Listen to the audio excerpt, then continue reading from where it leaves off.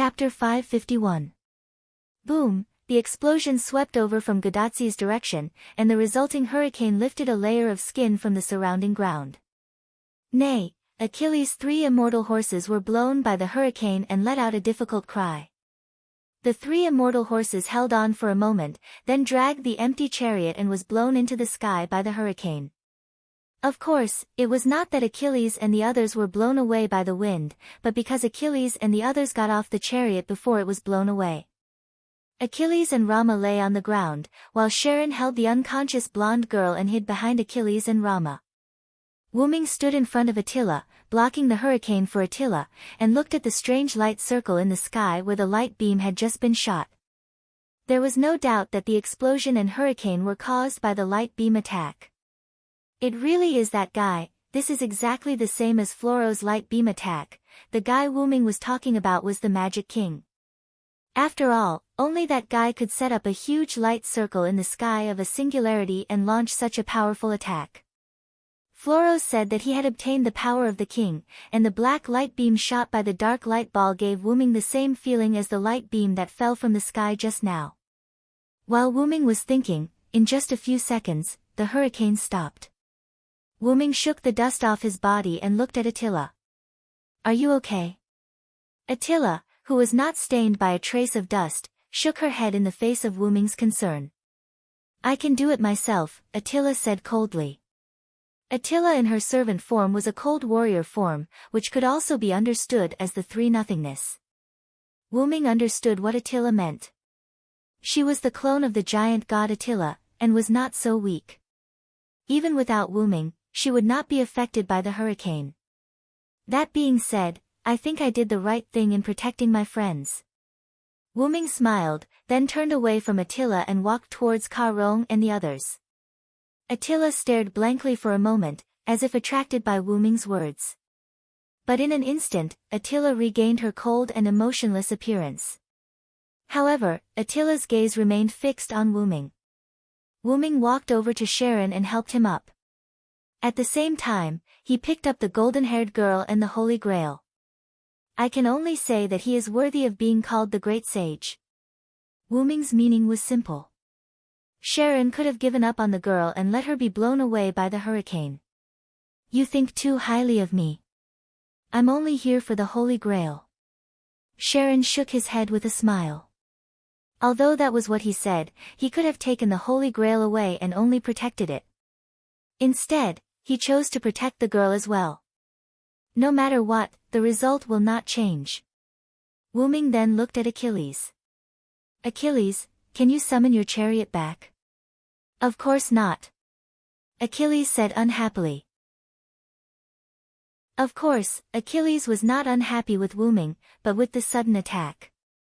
After that, Achilles whistled, and the chariot pulled by the 3 immortal gods flew over from the horizon. Wuming put the girl and the Holy Grail on the chariot and flew up. Sharon, Achilles, Rama, I'll go check the situation first. You guys go with Attila. After that, Wuming sped up and flew in the direction of Gadatsi. Then, Achilles and Sharon got on the chariot. Miss Attila, please come up. Sharon said carefully. Attila did not say anything. She nimbly got on the chariot without any hesitation. However, the owner of the chariot, Achilles, looked at Attila full of fighting spirit. He was very interested in this servant who could make him feel pressure. He glared at Achilles, warning him not to cause trouble, and then looked at Rama. King Rama, what's wrong with you? The reason why Sharon asked this was because Rama was in a daze. Rama came back to his senses and looked at Sharon. Nothing, just a bad premonition suddenly appeared in my heart, as if something is going to happen to Sito. Then Rama shook his head, no longer thinking about the messy things, and got on the chariot. In this way, Achilles reluctantly pulled the 5 servants and began to move in the direction of Wuming. On Wuming's side, because Wuming used magic to assist his mental power to speed up, and the distance between Wuming and Gadatsi was not far, so in the blink of an eye, Wuming arrived at the original gathering place of Gadatsi and the servants. At this moment, there was nothing left of what was originally a plain. The grass disappeared, the stones were annihilated, the trees were shattered, and there was no trace of it. It could only be judged by the magic of the earth that this used to be a good fertile land.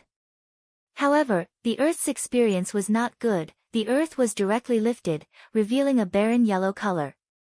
It could be said that there was nothing but barren land here now. But Wu Ming did not want this to be the case. As if God was on Wu Ming's side, in the barren land, Wu Ming saw a different place from the surrounding. The holy round shield appeared in a place similar to a mound, and then, the round shield peeled off the earth, and two figures walked out. Tachika. Matthew. Wu Ming quickly flew over. Is it assassin? Cough cough cough. Tachika was excited, then she ate a mouthful of dust and coughed. Senpai, are you okay? Matthew helped Gadatsi out of the mound and to the clean flat ground next to it. This made Gadatsi, who had been coughing, feel much better. Cough cough. I'm really choking to death. Gadatsi had an uncomfortable look on his face. After seeing how lively Gadatsi was, Wu Ming was no longer worried, and asked about the other servants. It's good that you're okay, what about the others? When Wu Ming asked, Gadatsi and Matthew both looked sad. Is that so? I understand. Wu Ming nodded. That was an unnecessary question. Under such an attack, the others might have returned to the martyr's palace. It could be said that they were almost wiped out. In the end, if Matthew didn't react and condensed his noble artifact into a point to protect me, I'm afraid I would have. Gadatsi did not continue. So that was the case. Wu Ming pondered. I'm sorry, Senpai Sarand, I really didn't have the confidence to block that attack, so I could only choose to protect Senpai. Matthew lowered his head in guilt. Then, Wu Ming put his hand on Matthew's head. Don't worry, I think they're thinking the same thing. Compared to protecting their dead servants, it's more important to make sure that Tachika is safe. What Wu Ming said was right. When the beam of light was about to hit, all the servants used their strongest noble phantoms to delay the beam of light so that Ma Shu could use her noble phantoms to protect Gadatsi. It's okay, Matthew, don't blame yourself. Gadatsi hugged Matthew and comforted him. Senpai, it's very dirty. What Ma Shu meant was that her body was covered with dust and she looked like a refugee from a slum. It's okay, I like Matthew the most, this is nothing. Gadatsi rubbed her face against Matthew. Senpai. Matthew's face instantly turned red. Although I'm sorry to disturb you, I want to say that the crisis may not be over yet.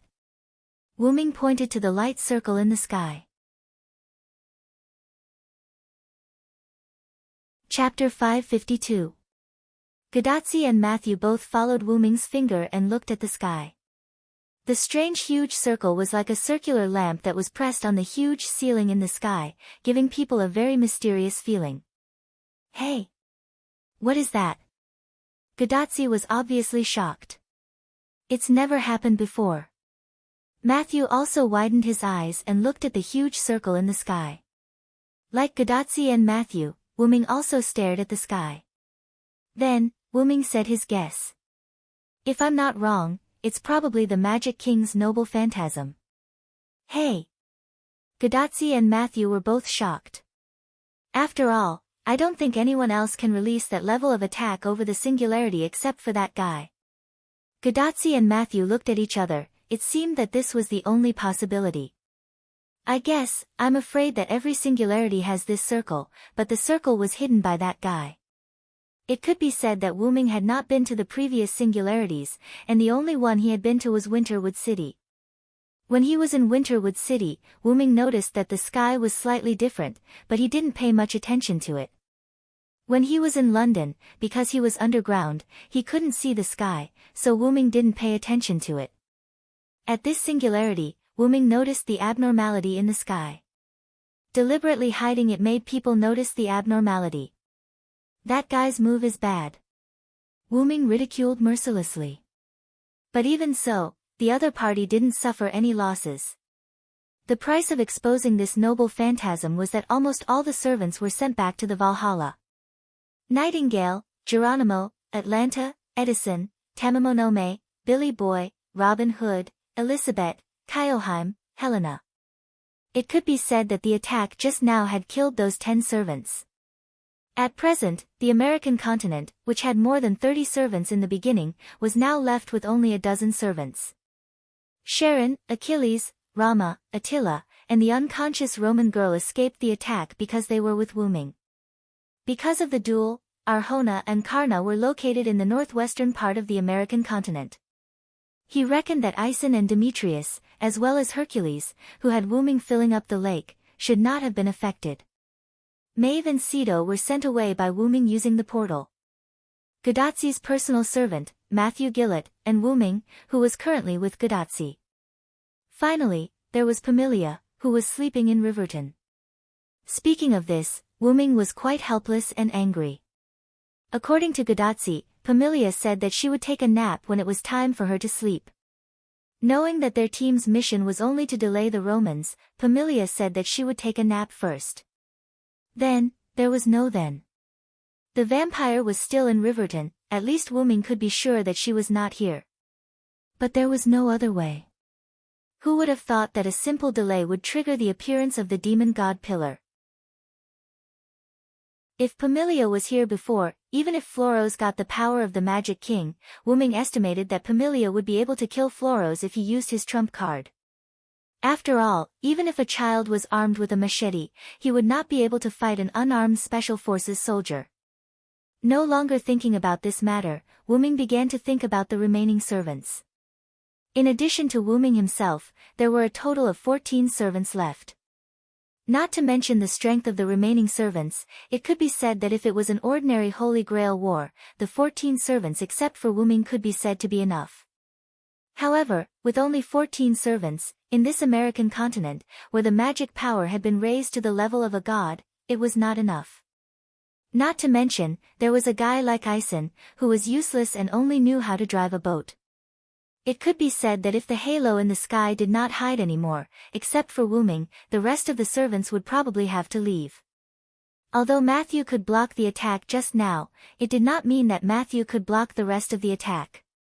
Matthew could block it once, it was already very good. After all, Matthew was still not a mature servant. At present, Matthew was still unable to use Galahad's noble phantasm. Otherwise, there would not be a situation where Matthew could only protect Gadotzi alone. Besides, not everyone would choose to stand on Gadotzi's side. At present, only 7 servants, Wu Ming, Matthew, Sharon, Achilles, Rama, Attila, and Maeve, could serve as the combat power to protect Gadotzi. Pamilia's whereabouts were unknown. Maybe she had woken up, or maybe she was still sleeping. The Roman girl rescued from the demon god Pillar had been in a coma, and she could not leave the Holy Grail. She could only rely on the Holy Grail to maintain the integrity of her spiritual base. She could not stay too close to Rama, and even if she woke up, with her broken spiritual base, she would not have much combat power. As for Arzu and Karna, Karna wanted to come back to help Gadotzi, but Arzu was unwilling.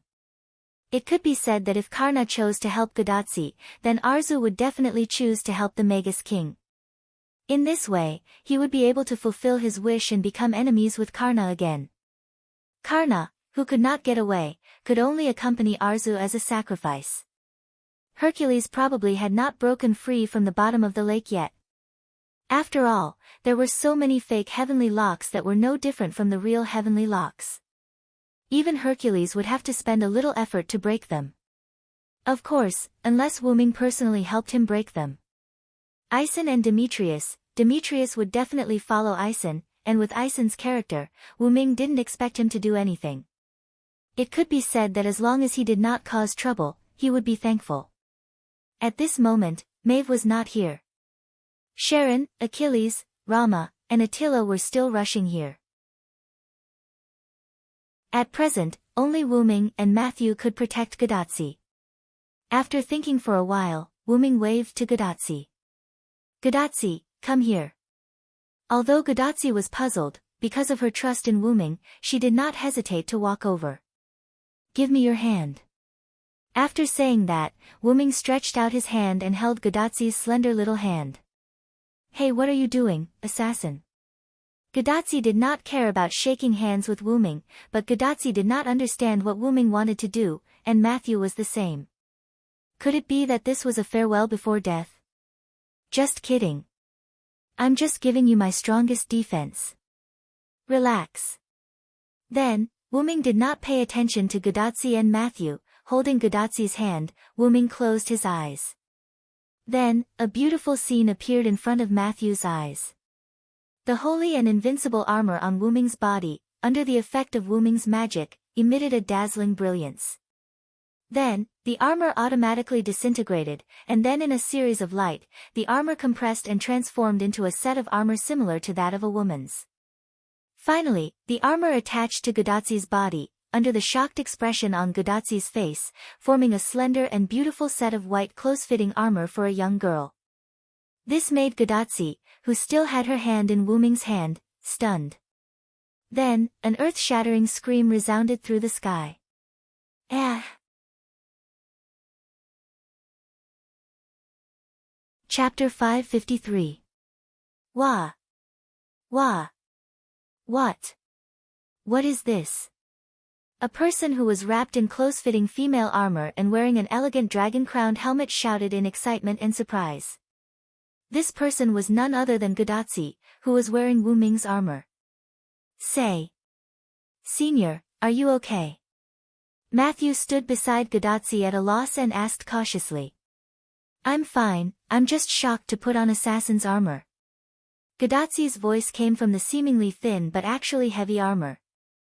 Fortunately, Wu Ming adjusted the armor and added a lot of adjustment tactics. The specific effect was that Gadatsi, a modern girl without the strength to truss a chicken, could wear such a compressed and heavy armor without changing the quality and defense. After that, Wu Ming smiled helplessly as he looked at Gadatsi, who was uncomfortable talking to Matthew because of the helmet. Relax, inject magic, the armor will respond to you. Although Gadatsi was a novice with no experience in magic, after so long, under the guidance of Roman, Olga Marie, and Gadatsi, she could still do the ordinary extraction and application of magic. With that said, as if demonstrating, Wu Ming put his hand on Gadatsi, and then the helmet on Gadatsi's head split and attached to her shoulders and back. Hey! So simple. Gadatsi was interested, and she used magic with her small face. In an instant, the helmet that was disassembled and disassembled closed again and wrapped Gadatsi's small head. Although Wu Ming wanted to complain about Gadatsi's constipated expression just now. Then, Gadatsi controlled the helmet to disassemble again, and her excited little head was exposed again. It's really amazing. Then, Matthew poked Gadatsi. Senior, now is not the time to play. In an instant, Gadatsi's small face became awkward. Right. Right, assassin, you gave me the armor, what will you do? Gadatsi saw before that the cover that trapped the demon god pillar was made of Wu Ming's armor. And Gadatsi also saw that the defense wall was not damaged at all under the powerful attacks of Wu Ming and the demon god pillar. This armor was undoubtedly a super powerful noble artifact. If you don't have this armor, what will you do when the light circle attacks again? Gadatsi said worriedly. Indeed, Wu Ming, the Berserker Holy King Sealan's strongest noble artifact was this set of armor. With an invincible defense and a light spear that could be strengthened, Wu Ming could be said to be invincible. Of course, this invincibility only meant that Wu Ming would not be defeated. It did not mean that he was truly invincible. If demon god Shutten could use the Holy Grail and the blessing of the Sun God to release the power of the sun because Wu Ming thought it was troublesome, then facing the demon god pillar Floros not long ago, Wu Ming really had no way to kill it with the body of a servant. Although it seemed that Floros was no different from the other demon god pillars, Floros said that it had obtained the power of its king.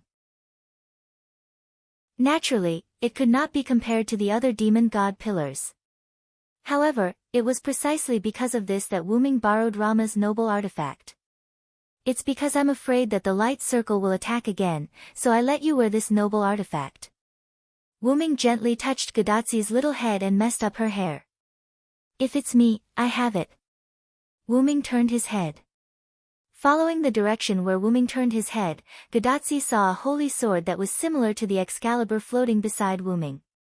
As if responding to Wuming's words, the divine blade of salvation shone with holy light and attracted lightning. You should know that the best defense is offense. With the divine blade of salvation, nothing will happen to me. But if you don't have this set of armor, it's very likely that something will happen to you. Wuming tried to reason with Gudazi. So, be obedient, Tachika. In the end, Wuming ended with a pampering tone. I know. Gadatsi's cheeks blushed. No matter how good their relationship was, after experiencing such gentle flirting, as a girl who has never been in a relationship before, it was quite fatal. Even Mashu, who was next to him, was blushing like a braised crab. Wuming nodded with satisfaction. Sharon and the others will be here soon. You two remember not to run around. Gadatsi and Matthew nodded. Then, I'll leave for a moment. With that, a dark purple ripple swallowed Wuming, and then the ripple disappeared. Hey! Hey! Can you hear me? At this time, Gadatsi's wristband sounded. Leader! Is the communication device fixed? Gadatsi asked in surprise. However, in response to Gadatsi's inquiry, only the voice was heard, and not the image. But the voice was no longer Olga Marie's voice, but Roman's. How could it be fixed? That's magic power comparable to hundreds of holy swords. The explosive magic power directly blew up Chaldea's device. Da Vinci's really tired this time. However, before Roman could finish complaining, Olga Marie's voice was heard again. Get out of my way. After Olga Marie's roar, there was the sound of someone falling to the ground. Then, Olga Marie's calm voice was heard. Speaking of which, under the attack just now, besides you, who else survived? Yes, Assassin is fine. Achilles, Sharon, and Rama, who were with Assassin, are also fine. The attack just now seemed to be directed at us, or rather, it was directed at Senpai, Mashu explained to Olgamai. Is that so? Gadatsi heard Olga Marie's voice and was a little confused. Why did it sound like she was relieved? In fact, Olga Marie wanted to ask for Wuming's comfort, but after all, she was at Sundra, so it was unlikely that she would ask directly. Ahem. In short, Chaldea can only perform simple communication and ray shift for now. It's too dangerous for Tachika and Matthew to continue staying there. Haven't all the enemies been defeated? Let's use ray shift to come back first. This made Gadatsi and Matthew shocked. After all, Gadatsi and Matthew's mission was to repair the singularity. It could be said that the two completely completed the mission in the past few singularities before returning to Chaldea. But this time, Olga Marie proposed to temporarily return to Chaldea. Haven't all the Holy Grails in this singularity been collected? As long as the Holy Grail is taken away from this singularity, it will repair itself. Then, Gadatsi smiled awkwardly. That. Director, have you forgotten? All the recovered Holy Grails are temporarily in Assassin's hands. Matthew also added a fatal blow. And, the Celtic Holy Grail is not in the hands of the senior cylinder, it seems to be in the hands of Queen Maeve. In other words, you've been busy in this singularity for half a day, and you haven't gotten a single Holy Grail. Olga Marie's tone was a little strange. Although I'm sorry. Matthew said. But it's true. Gadatsi said. Then, the device on Gadatsi's wrist dimmed, which meant that the other party had cut off the communication. Gadatsi and Matthew looked at each other and smiled helplessly. Chapter 554.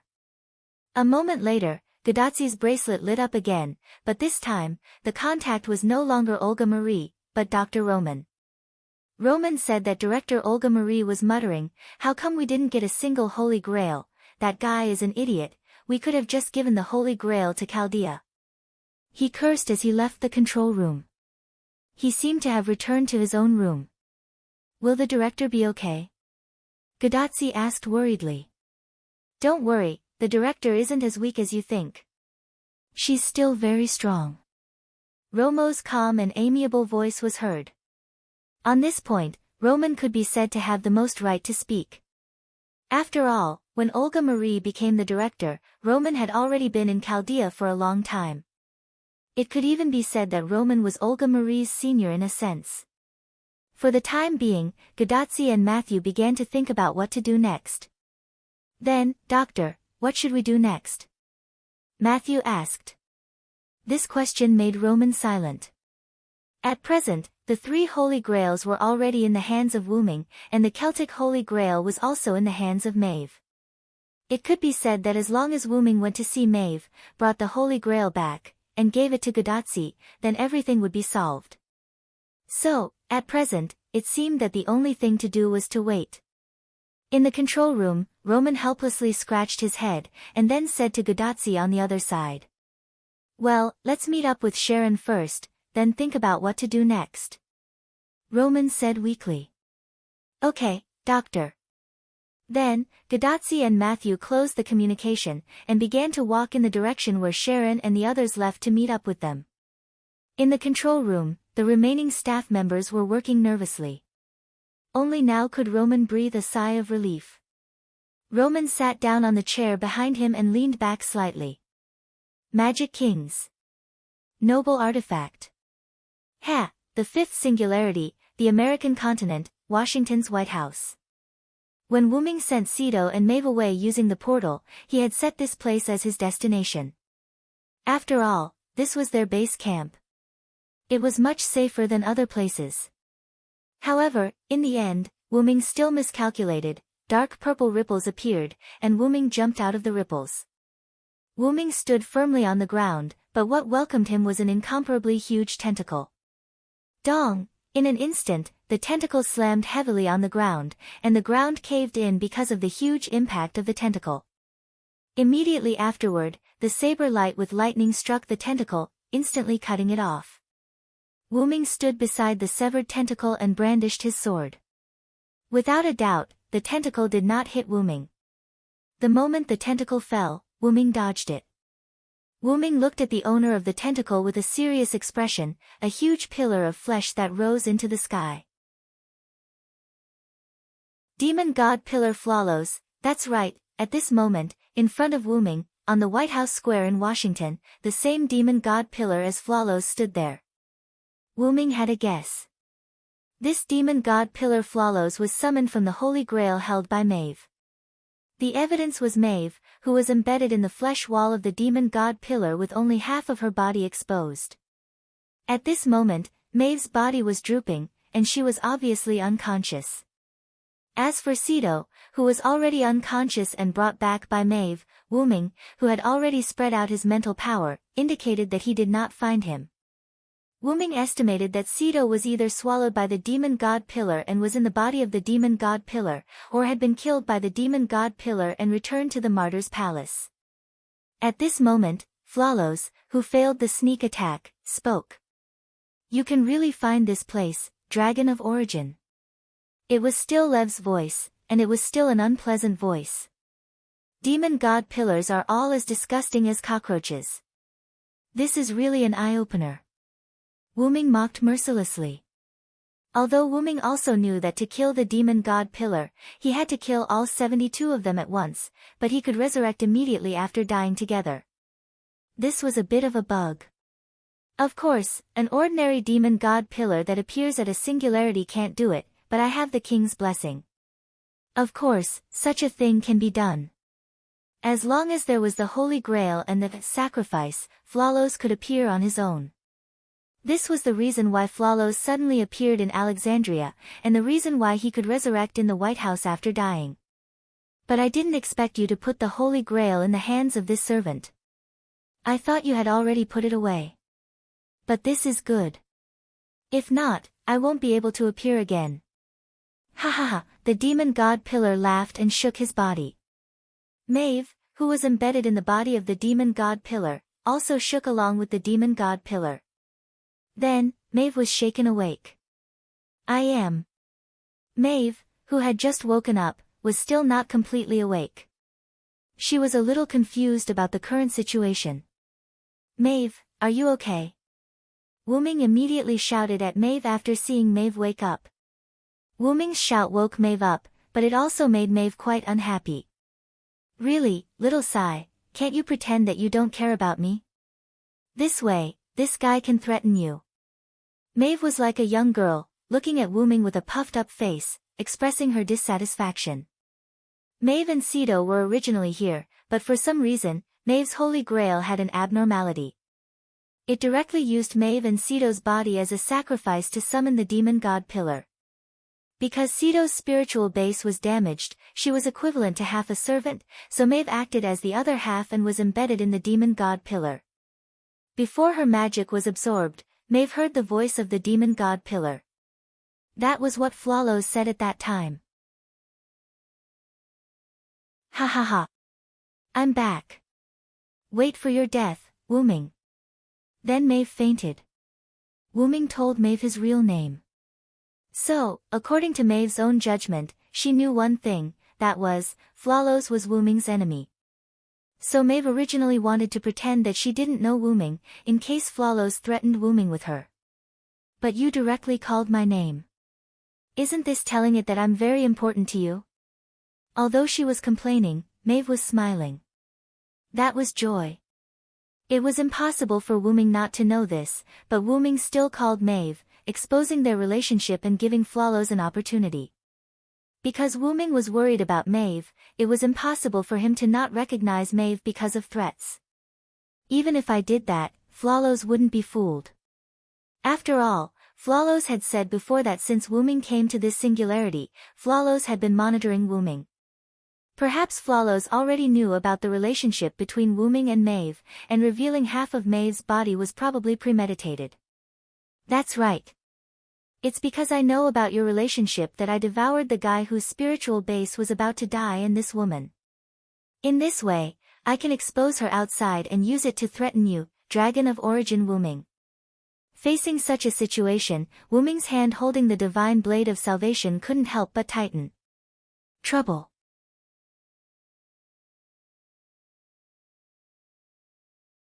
Chapter 555.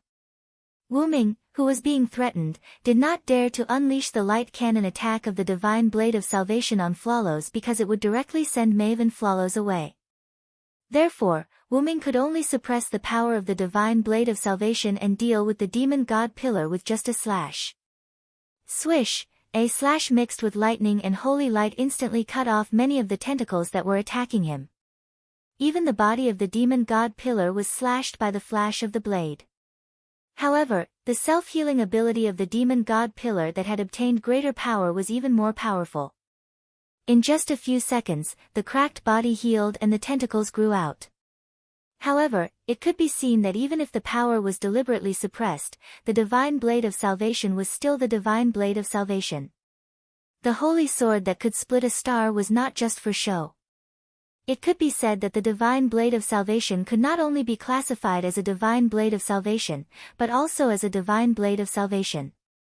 Such a powerful divine weapon, even if the power was suppressed, was still not something that the demon god pillar could resist. Originally, it should have been like that. However, because Flawless had obtained the power of their king, his strength had also increased by a level. This created a very awkward situation. Flawless could not hurt Wu-ming, and Wu-ming could not do anything to the demon god pillar even if he showed mercy. For example, the original divine blade of salvation that Wu-ming used had a strength of 100. Currently, the divine blade of salvation that was transformed from the Holy Grail and Rama's divine blade of salvation had a strength of 80. Due to the deliberate suppression, the strength was reduced to 50. The original strength of the demon god pillar, Flawless, was 30. After obtaining the power of the Magic King, the strength became 50. In this way, the two of them were equal. However, the pure data was only used as a general reference.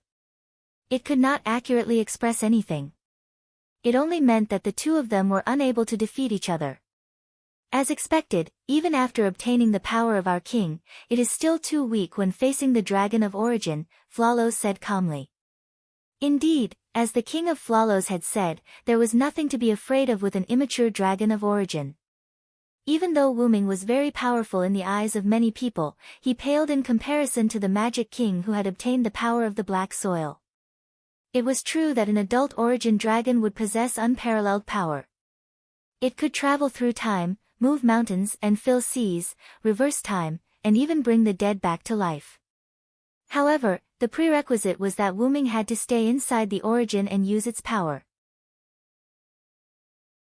That was because the root dragon was a unique creature that was neither human, beast, nor god, that was born from the world root that gave birth to all worlds, which was why it had to borrow the power of the root to achieve invincibility. Although it was called the origin dragon and had the appearance of a dragon, the origin dragon wasn't actually a dragon. The reason Wu-ming had the characteristics and drawbacks of a dragon was because Wu-ming's birthplace had shifted from the great origin to the origin of the M-shaped moon. To put it simply, he was tainted with an impure bloodline. However, Wu-ming had already been baptized inside the great origin and had basically eliminated the drawbacks of dragons. It could be said that as long as Wu-ming continued to be baptized by the great origin, he would return to the purest form of the origin dragon. After that, as long as he went through the baptism of the great origin, an adult origin dragon could be said to be truly invincible.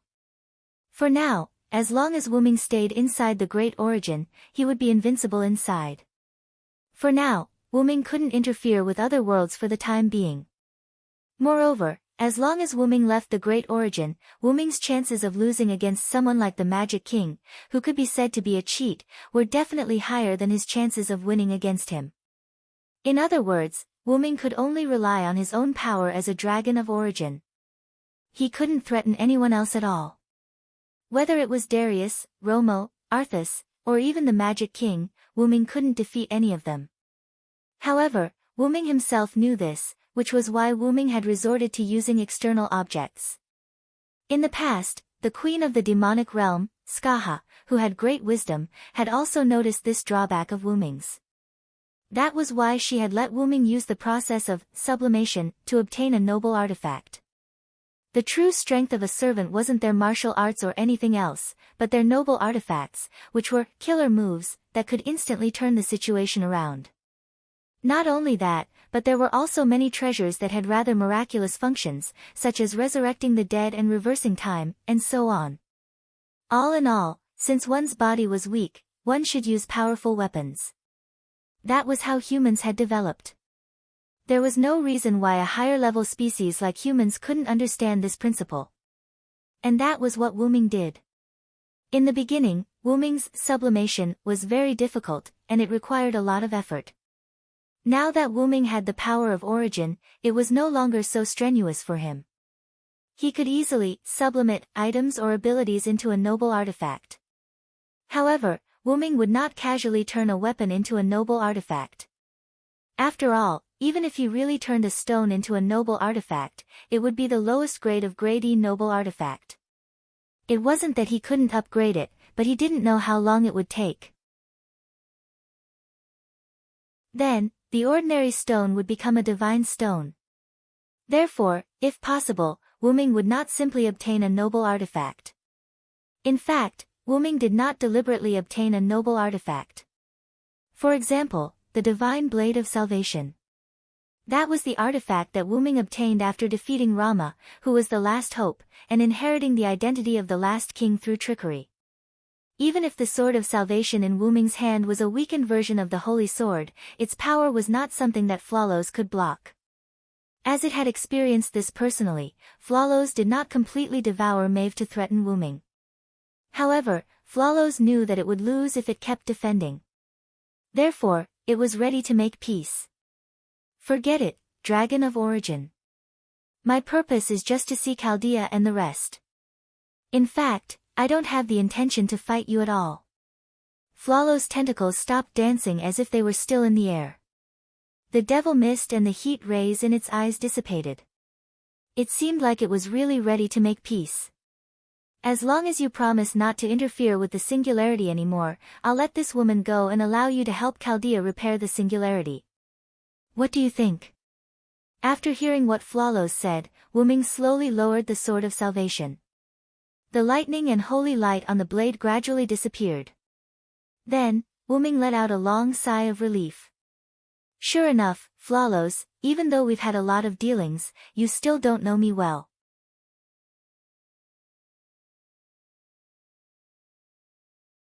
Chapter 556.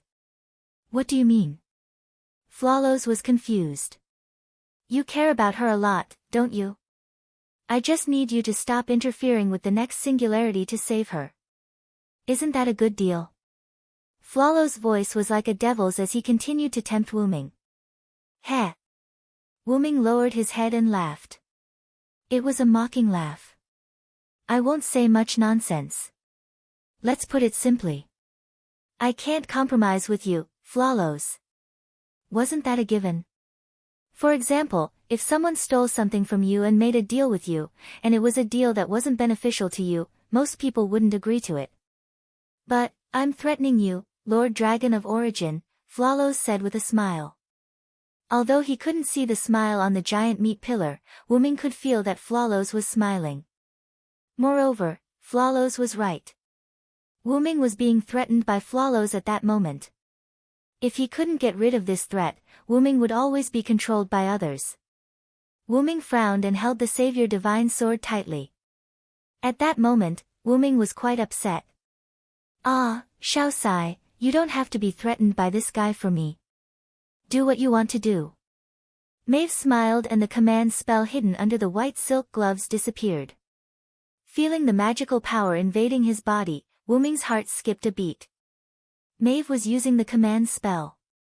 Fortunately, Wuming had the ability to resist the command spell. Traveler, A+, the effect was equivalent to a solo A+, and it could greatly resist the command spell of the master.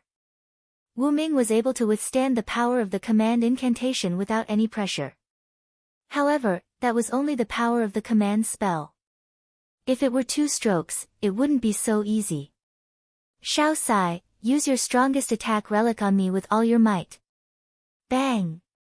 This was the sound of Wuming's other hand suddenly landing on the Sword of Salvation. Wuming held the Savior Divine Sword with both hands and looked up at Maeve. Maeve! Don't do anything stupid.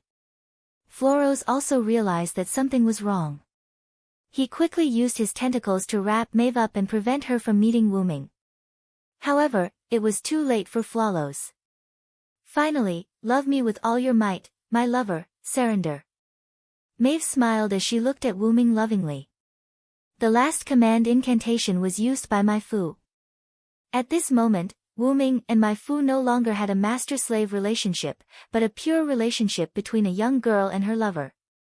Afterwards, my Fu was wrapped up by the tentacles of the demon god pillar and fused into the demon god pillar. Wait a minute. Don't come over. Flawless shouted in fear. Excalibur. The third command spell allowed Wuming to unleash his strongest attack. Boundless white holy light, mixed with sacred golden lightning, formed a cannon of light that was like a heavenly punishment, covering the White House. Facing Wuming's Savior Divine Sword, Flawless fell into silence and gave up struggling. It was not only because Flawless knew that he could not block it, but also because he was thinking. Even Flawless did not expect Maeve to be so determined to let her lover kill him. Perhaps this was the pride of being a hero and a heroic spirit. Then, Flawless lost consciousness. After the white light, the White House no longer existed. North of Washington, north of the Appalachian Mountains, there was a huge gully that connected to the Arctic Ocean. Endless seawater poured in as if it was reflecting someone's anger. The holy light and lightning were still rippling in the seawater. Wuming's attack directly cut the continent in half. The energy impact of the Savior Divine Sword was not something that could be blocked by a singularity. After all, the power to split a star was not fake. If it weren't for Wuming releasing his own attack and weakening the command spell's effect, perhaps the entire singularity would be shattered in the end. With his eyes closed, Wuming took a long breath. Although the servants were the avatars of the heroic spirits, it was still a bit uncomfortable for Wuming to kill the lover he had just accepted. Wuming had never treated the lives of the servants as lives. This was the same as Godatsi and Matthew. They would not ignore the life and death of the Singularity residents, even if Gadatsi knew that they would be repaired by history. Although this was a lie, it could be seen that Gadatsi and Matthew's hearts were noble. No, it should be said that that was what humans should be. At least, Wuming believed that this was what a human was, a real human. Although Wuming was not a human, it did not prevent Wuming from having the precious character of a human. Maeve. Wuming said Maeve's name with a little sadness. From this, it could be seen how deep Maeve's love for Wuming was. Without hesitation, she used the command spell to force Wuming to kill her along with the demon god Pillar. Even if she was just an avatar, who would want to be killed by the person she loved? This courage, this persistence, this dedication, completely explained that even if Maeve was in the ranks of the anti-hero, she also had the pride of a hero. Then, let's meet again in the future, my Fu. Wuming said softly to the original demon god Pillar, as if he was whispering to it. Then, Wuming walked over. As the sacrifice to summon the demon god Pillar, the servant had an advantage, that was, no matter how powerful the demon god Pillar was, how fierce the attack was, the servant as the sacrifice would always be safe. However, after the demon god Pillar disappeared, the servant as the sacrifice would withdraw in a short time as if their spiritual base and magic power had been drained. This was the case with G of Justice, and the blonde Roman girl, because of the protection of the Holy Grail, did not directly withdraw. So this time, the servant as the sacrifice of the demon god Pillar would be the same. It would definitely withdraw in a very short time. Wuming walked to Sito's side. Sito's spiritual base was about to be broken, and at this moment, his body was already faintly discernible. It could be said that at this moment, if not for the protection of the Celtic Holy Grail that fell after Floros withdrew, Sito would have already left. As far as the current situation was concerned, once the Holy Grail left Sito, Sito would immediately disappear. Now, the Holy Grail was just hanging on to Sito's last breath. However, fortunately, there was the Holy Grail hanging on to Sito's last breath. In this way, Wuming was confident that he could save Sito. Wuming suddenly had a guess. Let's give it a try. With that, Wuming took out another Greek Holy Grail that he obtained from Ison in his protective shell space, and together with the Celtic Holy Grail, he placed it on Sito's body that was about to dissipate. The light of the Greek Holy Grail appeared and began to cooperate with the Celtic Holy Grail to nourish Sito's spiritual base. Immediately afterward, Wuming stretched out his two hands, placed them on the two Holy Grails, and began to inject magic power into the Holy Grail.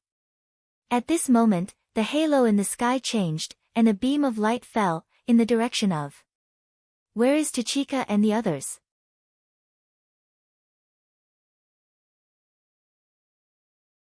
Chapter 557. In just an instant, the light beam shot by the aperture landed near Alexandria. That direction was definitely the direction of Gadatsi and the others. Wuming was willing to bet. However, Wuming did not do anything else and continued to infuse magic into the two Holy Grails. Fortunately, Wuming was cautious and had already given the invincible armor that was comparable to Avalon's time to Gadatsi. Therefore, Wuming was not worried about the safety of Gadatsi and the others. Why was he not worried about the safety of Gadatsi and the others? That was because Wuming had already infused a lot of magic into his precious armor in advance. In the face of danger, it would automatically decompose and form a protective shield. Dong, ignoring the explosion behind him that was even more intense than the light beam shot by the aperture, Wuming focused on healing Sito. The miraculous power of the two Holy Grails and Wuming's almost infinite magic was like a good car with good fuel. The effect of 1 + 1 was far greater than 2. After a while, Sito slowly opened her eyes. You are. Sito looked at the young man who was filled with holy light in front of her in confusion. I'm Rama's friend. I was asked by Rama to come and save you. Wuming smiled slightly. Sito was asked by Rama to come. This was not a lie, but it was not true either. It could be considered half true and half false. After all, Wuming would not be stingy with his power if he could help this couple improve their relationship. Thank Thank you. Although Sito was still weak, she still chose to believe in Wu Ming. Wu Ming's eyes told Sito that he was not lying to her. Moreover, feeling her spiritual base gradually recovering, Sito also believed that Wu Ming was here to save her. Miss Sito, may I ask what your last memory is? I need to know how long you were unconscious. While her body was being healed by the Holy Grail, Sito recalled for a while and then answered Wu Ming. I remember that my last memory was talking to that unbelievably beautiful big sister, talking to her about her lover. Sito's face gradually turned red as she talked about her girlish thoughts. The lover that Miss Sito was talking about is Rama, right? Wu Ming said softly. Yes. Yes. Sito's voice became softer. He was obviously embarrassed. You two are so loving. I'm so envious. The more Wu Ming spoke, the redder Sito's face became. Wu Ming even suspected that when Sito's face became red to a certain extent, his blood vessels would burst or something. No longer teasing Sito, Wu Ming asked a serious question. Then, who is the lover that the beautiful woman was talking to you about? It was not that Wu Ming suspected Mai Fu. He knew that Mai Fu must be talking about him. Therefore, Wu Ming wanted to know how Mai Fu talked about him and how she loved him. That beautiful big sister Mai Fu, she told me that her lover was a hero that did not lose to Lord Rama. Wu Ming could not help but smile helplessly. This Mai Fu actually called Sito her sister. He saved me when I needed him. After saving the damsel in distress, he did not want to take responsibility. His temperament was volatile and he could not stay in the same place. However, he was willing to start a war for me. He did not fall for my beauty, but he was able to treat me like family.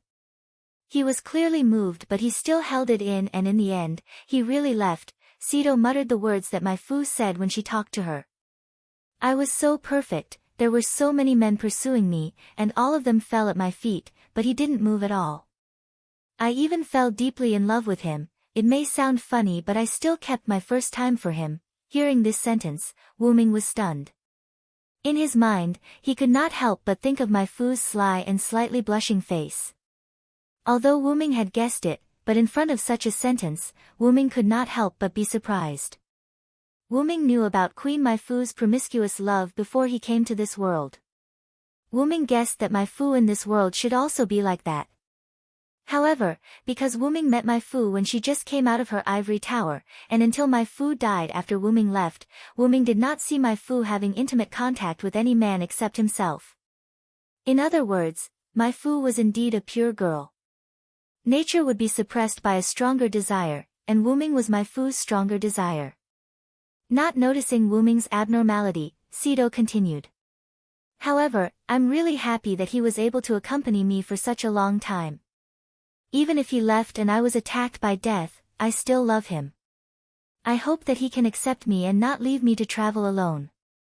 From the looks of it, my years of strategy have finally paid off. Sito's cheeks blushed. It seemed that imitating Mai Fu's tone was a great test for her. After hearing this sentence, Wu Ming smiled helplessly and satisfactorily. Wu Ming suspected that Mai Fu deliberately let Sito say these words to him. However, Mai Fu did not lie, and this was what Wu Ming was satisfied with. Although Wu Ming did not stop the movement of transferring magic power, he did not speak and quietly waited for Sito to continue. However, Sito did not continue and changed the topic. That Lord Saran, the person Sister Mai Fu was talking about, is you, right? Wu Ming didn't say his name, so for Sito to know, it was most likely Maeve who told Sito Wu Ming's name. She also told Sito about her lover, Wu Ming, in this singularity, and even his appearance. Wu Ming smiled helplessly and then asked Sito. Since you know that I'm Saran, you must also know that Mai Fu and I are the leaders of the forces that captured you. Don't you hate us? After all, everyone makes mistakes, and now it was you and Sister Mai Fu who saved me from being used as a sacrifice by the Greek forces. Although Sito was still used as a sacrifice by Floros, well, take this as my apology to you. Wu Ming nodded and did not persist on this point. That, Lord Saran, Sister My Fu also asked me to tell you something. Wu Ming looked at Sido in confusion. Then, Sido spoke. Sister My Fu said that she will wait for you at the Martyr's Palace, no matter how long it takes. After that, Wu Ming was stunned. Then, Wu Ming nodded. I've received the message. Thank you, Miss Sido. That, you don't have to use honorifics, just call me Sido. After all, Lord Seren and Lord Rama are good friends, Wu Ming nodded. Speaking of which, you and Rama are really in love, no wonder he asked me to save you.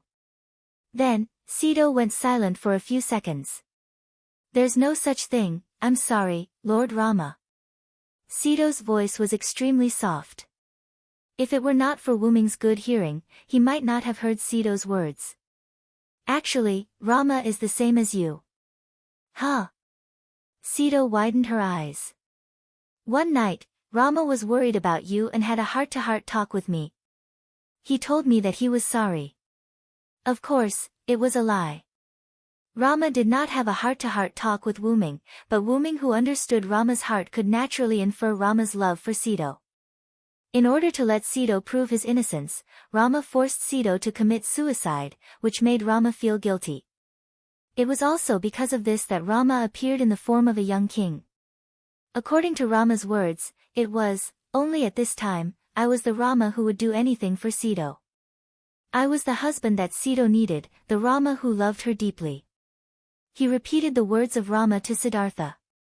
As a result, Siddhartha, whose face was originally flushed red, began to shed tears. Lord Rama. Sido murmured softly. Then, Sido looked at Wu Ming. Lord Surrender, please agree to my request. Help me pass on a message to Lord Rama. However, before Sido could finish, Wu Ming interrupted him. No need. Huh? So, if you want to say it, you can say it yourself. Now, you and Rama can meet. Hey hey hey.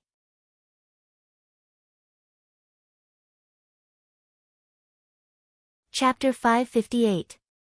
Wu Ming's words stunned Sido. Then, Wu Ming did not explain too much to the shocked Sido. You should go and experience it for yourself. After that, Wu Ming brought Sido, whose spirit base had been repaired, to Alexandria through the teleportation door and found Rama. Then, Rama and Sido were surprised. After all, as long as the two of them were too close, one of them would gradually weaken until one of them disappeared. In the end, the two of them who gradually got closer found that the two of them did not show any signs of fainting or even disappearing. Sido. My Sido. Lord Rama. Rama and Sido hugged each other. Everyone consciously did not disturb the couple who could never meet each other. Instead, they made space for Rama and Sido. Wu Ming and the others walked to the side. Facing the doubts of everyone about the attack that could split half the continent, Wu Ming explained what happened just now. Is that so? I didn't expect the queen to sacrifice herself. Matthew said sadly. For our little eggplant, sacrificing anyone was worth feeling sad. No, it should be said that Matthew would feel sad involuntarily. However, I didn't expect you to break the curse. Gadatsi's wrist made a sound. Director, is it fixed again? It's so fast this time. Gadatsi made a sound of surprise. The voice from the terminal on Gadatsi's wrist was naturally Olga Marie's voice. Then, Olga Marie's virtual projection appeared. Although he did not know the truth, Wu Ming could more or less guess. The light beam attack just now once again cut off the connection with Chaldea. Now, it seemed that Da Vinci, who was in charge of repairing it, had become more familiar with it. Or it could be said that the communication device gradually became more advanced and only needed a simple repair. Let's not talk about this first. I also heard my servant just now. Then, is it possible that such a situation will happen again? Olga Marie was referring to the nature demon god pillar that automatically appeared with the help of the Holy Grail and the servant. If such a Holy Grail was taken to Chaldea, it was better to be safe than sorry. If a demon god pillar appeared, the fragile Chaldea would be destroyed directly. After all, Chaldea's instruments were just some things that were not very sturdy for servant-level people. If the demon god pillar appeared, they would be done for. You don't have to worry about that. The Celtic Holy Grail and the Greek Holy Grail have already been purified by me with a large amount of mana. There's no possibility of summoning the demon god pillar anymore. As for the Roman Holy Grail, I can do the same to eliminate the threat. As for the Japanese Holy Grail, as for the Holy Grail, as for the Holy Grail. What's wrong, assassin? Godatsi looked at Silent in confusion. The Holy Grail of the Japanese forces has been made into my noble phantasm. Wu Ming scratched his head awkwardly and extended the sword of salvation in front of everyone. Huh? Not only Olga Marie, Godatsi, and Matthew, but even Achilles and Sharon were stunned. Turning the Holy Grail that the servants fought for into his own weapon, it was estimated that only Wu Ming could do such a thing. Of course, I will not take it away. I will give it to you. Huh? This time, everyone was collectively stunned. The servants' noble phantoms were condensed by magic power. It could be said that after the servant left, the noble phantoms could not be preserved. But listening to Wu Ming's words, it did not seem like he wanted to keep it. This is a noble phantoms made with the Holy Grail as the raw material. Naturally, it can be preserved. Wu Ming explained very considerately. Indeed, if it is a noble phantoms made with the Holy Grail as the raw material, it is possible to leave the servant's body. As a scholar, Sharon strictly explained to everyone. He was even more certain that Wu Ming's words were correct. By the way, the attack just now did not cause any harm to you, right? Wu Ming looked at Godatsi. We are completely fine. Godatsi, who was wearing her armor, excitedly hugged Wu Ming's arm and shook it. Looking at Godatsi's cheerful personality, as a teacher, Sharon also smiled. Because of your noble phantoms, the enemy's attack was completely blocked. Not only us, but even the surrounding land was unharmed. I can only say that it is great that this land was not ravaged again.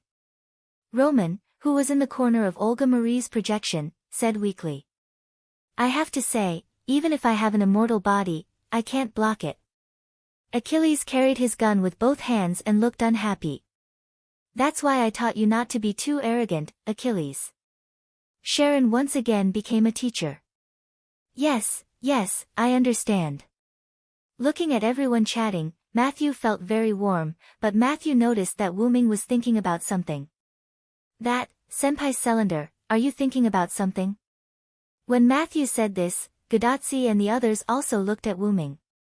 Wu Ming looked at everyone, then said what he was thinking.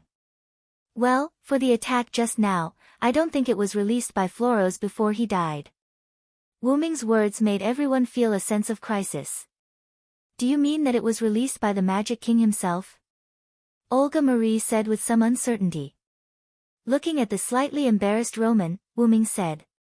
After all, that's the Magic King's noble phantasm. It's not strange for the Magic King to use it himself. However, because the intensity of the light beam was similar to the one released by Floros, everyone thought that it was released by Floros before he died. But as the one who killed Floros, Wu Ming knew that the light beam was released after Floros left the stage. In short, I will go look for him later. Wu Ming said calmly. Then, the scene fell into silence. Only Sharon and Achilles, one of them looked helpless, and the other crossed his arms in front of his chest. There was also Attila, who had been standing beside Wu Ming without any unnecessary actions or words since he came back. Ah! Other than Achilles and Sharon, everyone else cried out in shock. Wait! Wait a minute, Cylinder, are you going to look for the Magic King directly? Roman's face instantly appeared on the virtual projection screen. Go away. Olga Marie pushed Roman away. You're not really going to look for the Magic King directly, are you? Olga Marie looked worried. Directly looking for the Magic King or something, as expected, is still a little rushed. Godatsi smiled with a helpless expression. Senior Cylinder, that's too dangerous. Matthew looked at Wu Ming with a serious face. Looking at everyone trying to persuade him, Wu Ming was helpless. Don't think that I'm too weak. After all, I'm someone with a special identity. After Wu Ming said that, Gadotsi, Matthew, and Olga Marie remembered that Wu Ming had fought the Magic King in the underground of the Fourth Singularity. Who exactly was he? In an instant, this question filled the minds of Gadotsi, Matthew, and Olga Marie.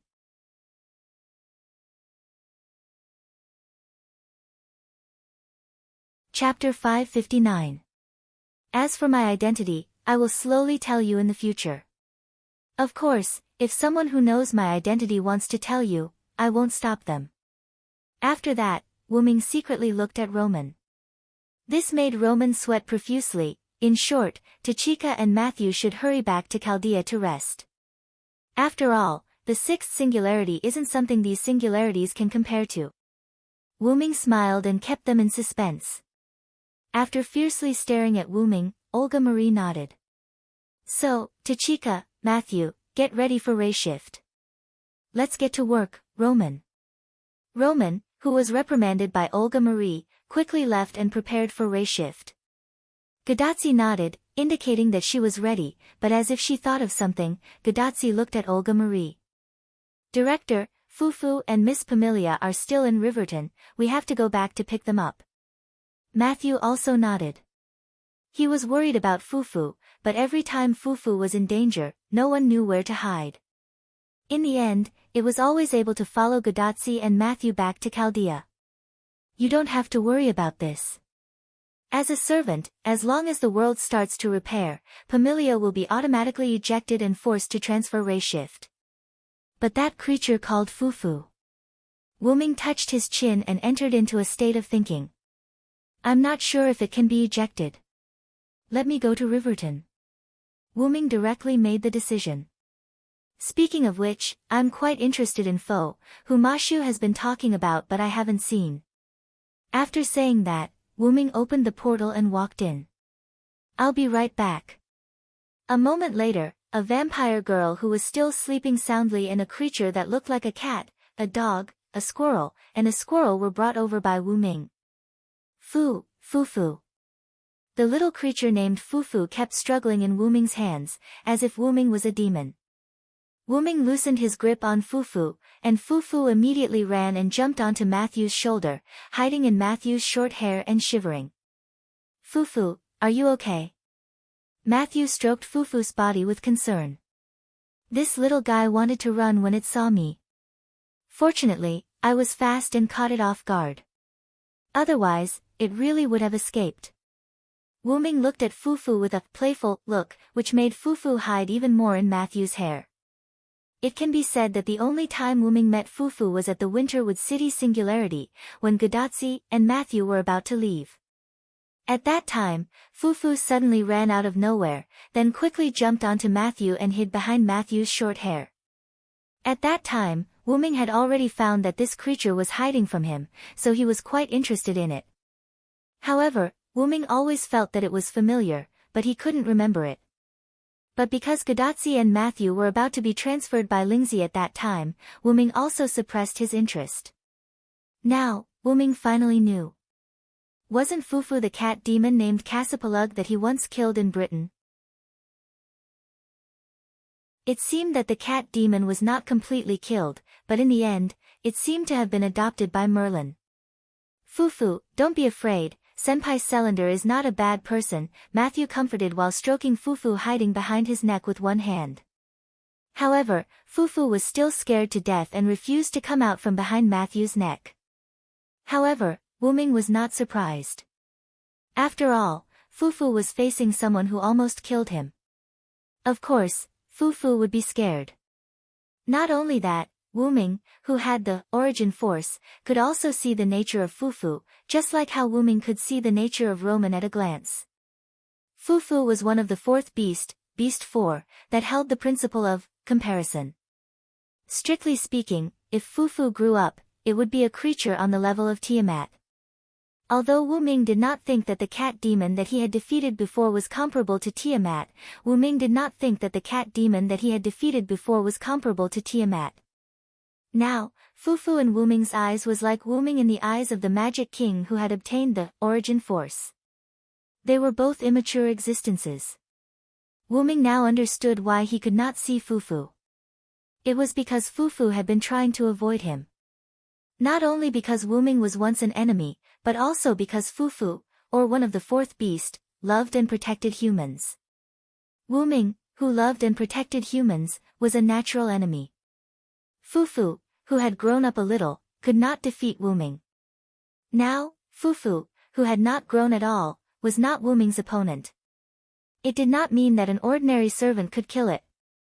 After all, no matter how useless a dragon was, it was still a dragon. Ordinary people could not tease a dragon like the saying, "A dragon in the shallows will be teased by a shrimp."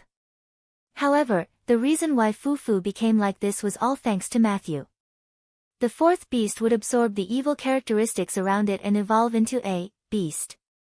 As long as the fourth beast stayed in human society, it would absorb the negative substances of human society and evolve into a terrifying beast. Fufu, who was only with Matthew all year round, was completely unable to absorb the evil information of the outside world. The result was obvious: Matthew did not have the evil of human beings that Fufu needed, but the good of human beings. Therefore, Fufu was still in the most ordinary form. However, this was also good. If it went on like this, the fourth beast would be defeated sooner or later, and it would be effortless. Sure enough, Matthew is a good boy. Wu Ming smiled gently. Huh. But this made Matthew a little overwhelmed.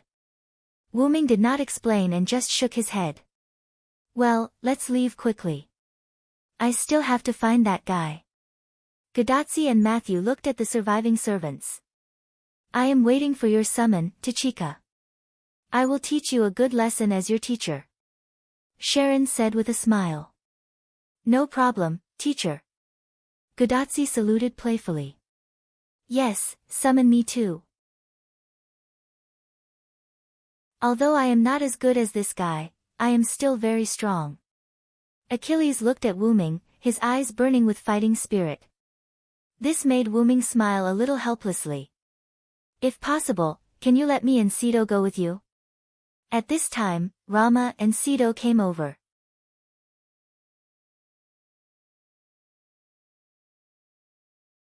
Chapter 560. Go together. Gadotsi was puzzled. Yes. Romo nodded and then looked at Wu Ming. Thanks to my friend, I can now reunite with Sito. I'm really grateful to you, my friend. Romo looked at Wu Ming gratefully. Thank you, Master Cylinder. Sito did the same. He looked at Wu Ming with a grateful expression. But it seems that it's because of the effect of the Holy Grail that I and Sito can be together. The Holy Grail doesn't belong to me and Sito, and if I and Sito are separated again, I'm afraid we won't have the chance to get along like this. So, I and Sito are considering whether we can go together. It was not easy for a couple to be summoned together, not to mention that both of them still had the curse on them even after they became heroic spirits. After all, this was the curse that had troubled Romo and Sito for a long time. Only a miracle like the Holy Grail could make this curse disappear temporarily.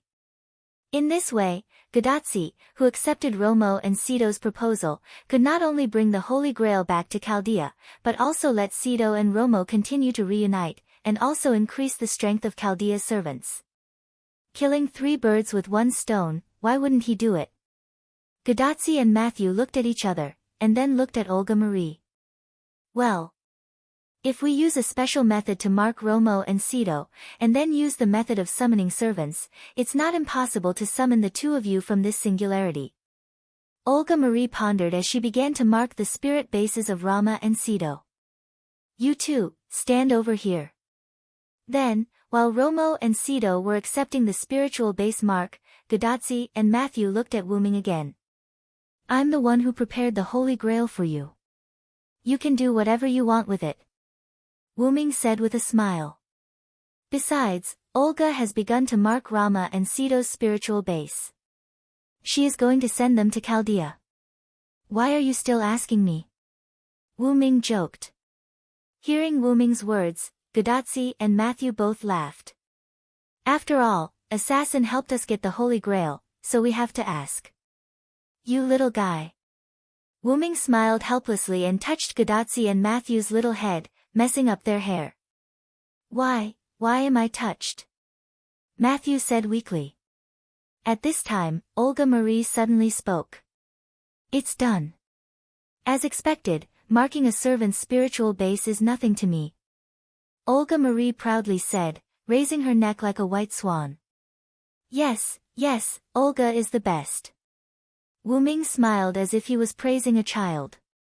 Although it was not easy to mark a servant with the Holy Grail in their body, it was not difficult.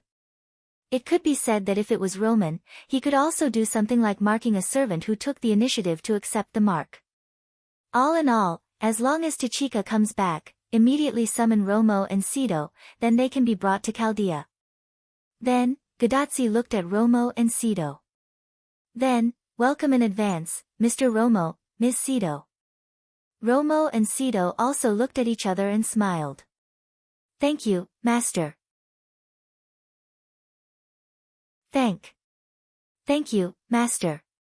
At this time, Wuming quietly came to the side of Olga Marie's projection and asked. Is there any problem? Let the servants go to Chaldea.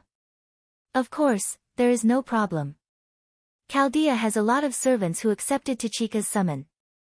Olga Marie said that there was no problem at all. This made Wuming stunned. When he went to Chaldea, he didn't see any other servants. As if she saw Wuming's thoughts, Olga Marie smiled helplessly. I heard from Romani that you only stayed in the control room for a short while. Did you go out and see? Chaldea prepared a lot of servants' rooms, and there were a lot of servants living there. Wuming smiled awkwardly. Indeed, although he went to Chaldea, he only stayed for a short time, and he only stayed in the control room for a short while. At this time, Roman's voice came. Reiki transfer is ready, Tachika, Matthew, get ready. Everyone immediately made way for several people who were preparing for Reiki transfer. And this. Wuming picked up the Holy Grail that was still on the unconscious Roman blonde girl next to him. Anyway, it would disappear later, so it didn't matter. With a gentle toss, Wuming threw the Roman Holy Grail into Gadotsi's hand. Then, a lot of magic appeared around Gadotsi, Matthew, and Pamilia, who was still sleeping. That was the precursor of Reiki transfer. Then, Wuming threw the Sword of Salvation in his hand, and the Sword of Salvation was directly attached to the ordinary knight sword on Matthew's waist. The armor may disappear after returning to Chaldea, but this Holy Grail made of Holy Grail will not disappear. You can use it, or use it as a relic to summon me. In short, you can use it as much as you want. Gadotsi touched the armor on her body, Matthew touched the sword on his waist, and nodded at Wuming. Then, Gadotsi and others turned into light and disappeared. As soon as Gadotsi and others left, Achilles and Karen's body began to glow. I'm running out of magic. Sharon touched the back of his head in embarrassment. I'll take my leave first. With that, Sharon turned into magic and disappeared. Looks like I'll have to disappear early, just like my teacher. Then, whether it's Sodric or Celander, let's have a good fight next time. No problem, let's have a good fight next time, Achilles. Wuming smiled at Achilles. Then, Achilles disappeared as well. Then, the unconscious Roman blonde girl who had lost the protection of the Holy Grail also turned into light and disappeared after Achilles disappeared. At the same time, rays of magic light rose from other parts of the continent, which was a sign that the followers had left. Perhaps, only Attila and Wuming were left in this singularity. At this moment, the entire singularity began to shake violently. This was the sign that the singularity that had lost the Holy Grail was beginning to be repaired by the power of historical correction. Why, don't you want to say goodbye, my friend?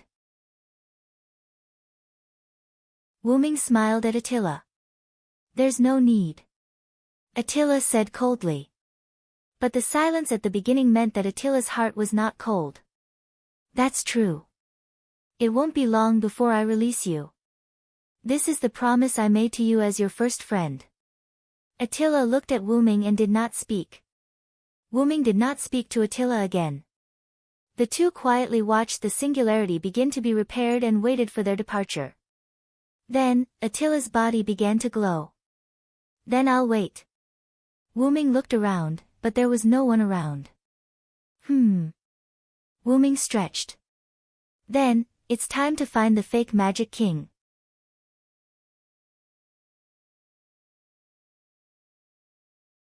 Chapter 561. In the source of chaos, traces of light came from the center of the chaos. It was strange. It was chaos, but there was a center, which gave off a rather contradictory feeling. In the center of the light, a giant dragon was sleeping on the platform formed in the center. The light was emitted from the giant dragon's body. Beside the giant dragon, there was a smaller dragon with 4 pairs of horns on its head. Interestingly, apart from the size and number of horns, the smaller dragon was exactly the same as the giant dragon. The little dragon was casually walking around the giant dragon, but it never left the giant dragon's surroundings. It just kept walking like this. Upon closer inspection, one would discover that the eyes of the smaller dragon did not have any consciousness. Although it was walking freely, it gave off the feeling of a puppet. After an unknown period of time, the smaller dragon was still walking around, but the giant dragon woke up from its deep sleep. Wuming slowly opened his eyes, and an unknown aura spread in all directions as Wuming opened his eyes. It was the coercion that belonged to the origin dragon. If there were fantasy breeds around at this moment, they would be immediately suppressed by Wuming's coercion. After sensing the natural release of power, Wuming shook his head slightly. I lost my dragon's coercion, but I gained a higher level of coercion. Wuming slowly propped up his body and opened his huge dragon mouth. Roar, a roar that was different from a dragon's but louder than a dragon's echoed throughout the entire source. Then, as though a bright lamp had been placed in the chaos, the entire source was instantly covered by the light emitted from Wuming's body. Master, are you awake? At that moment, a voice came from the top of the smaller dragon's head. At that moment, the smaller dragon's body was no longer moving. Instead, it stopped steadily beside Wuming like a standby machine. Kalas, it's been hard on you. Wuming supported his upper body and stretched. His huge dragon head looked at the small dragon that looked exactly the same as him. To be precise, he was looking at the top of the smaller dragon's head. There's no such thing, Master. Although a lot of time may have passed on your side, only a short while has passed on Kalas's side. While speaking, the smaller dragon's pair of dragon horns suddenly detached from its head. Then, the dragon horns grew larger and merged with Wuming's head, turning him into a giant dragon with 4 horns. Oh. Could it be that you've used my body to adjust the time of the root of everything? The crimson eyes were filled with surprise. Wuming had no choice but to create this small dragon because Wuming's main body had to guard this place to prevent a sneak attack. If Wuming wanted to go out, he had to use this backup body. However, this backup body was created by Wuming using his own flesh and blood, as well as other materials, as well as origin energy. In that case, it was not strange that this body had Wuming's main body's abilities. However, Wuming had never done much research on this body, so it was only used as a backup body when Wuming went out. But now, it seemed that this backup body's abilities had been developed by Kalas. She could actually adjust the time difference between the outside world and the source. Master, please punish me, Kalas said in a low voice. Wuming naturally knew what Kalas was referring to. She had developed his backup body without his permission. Like a paranoid person, he would definitely suspect that Kalas was trying to replace Wuming.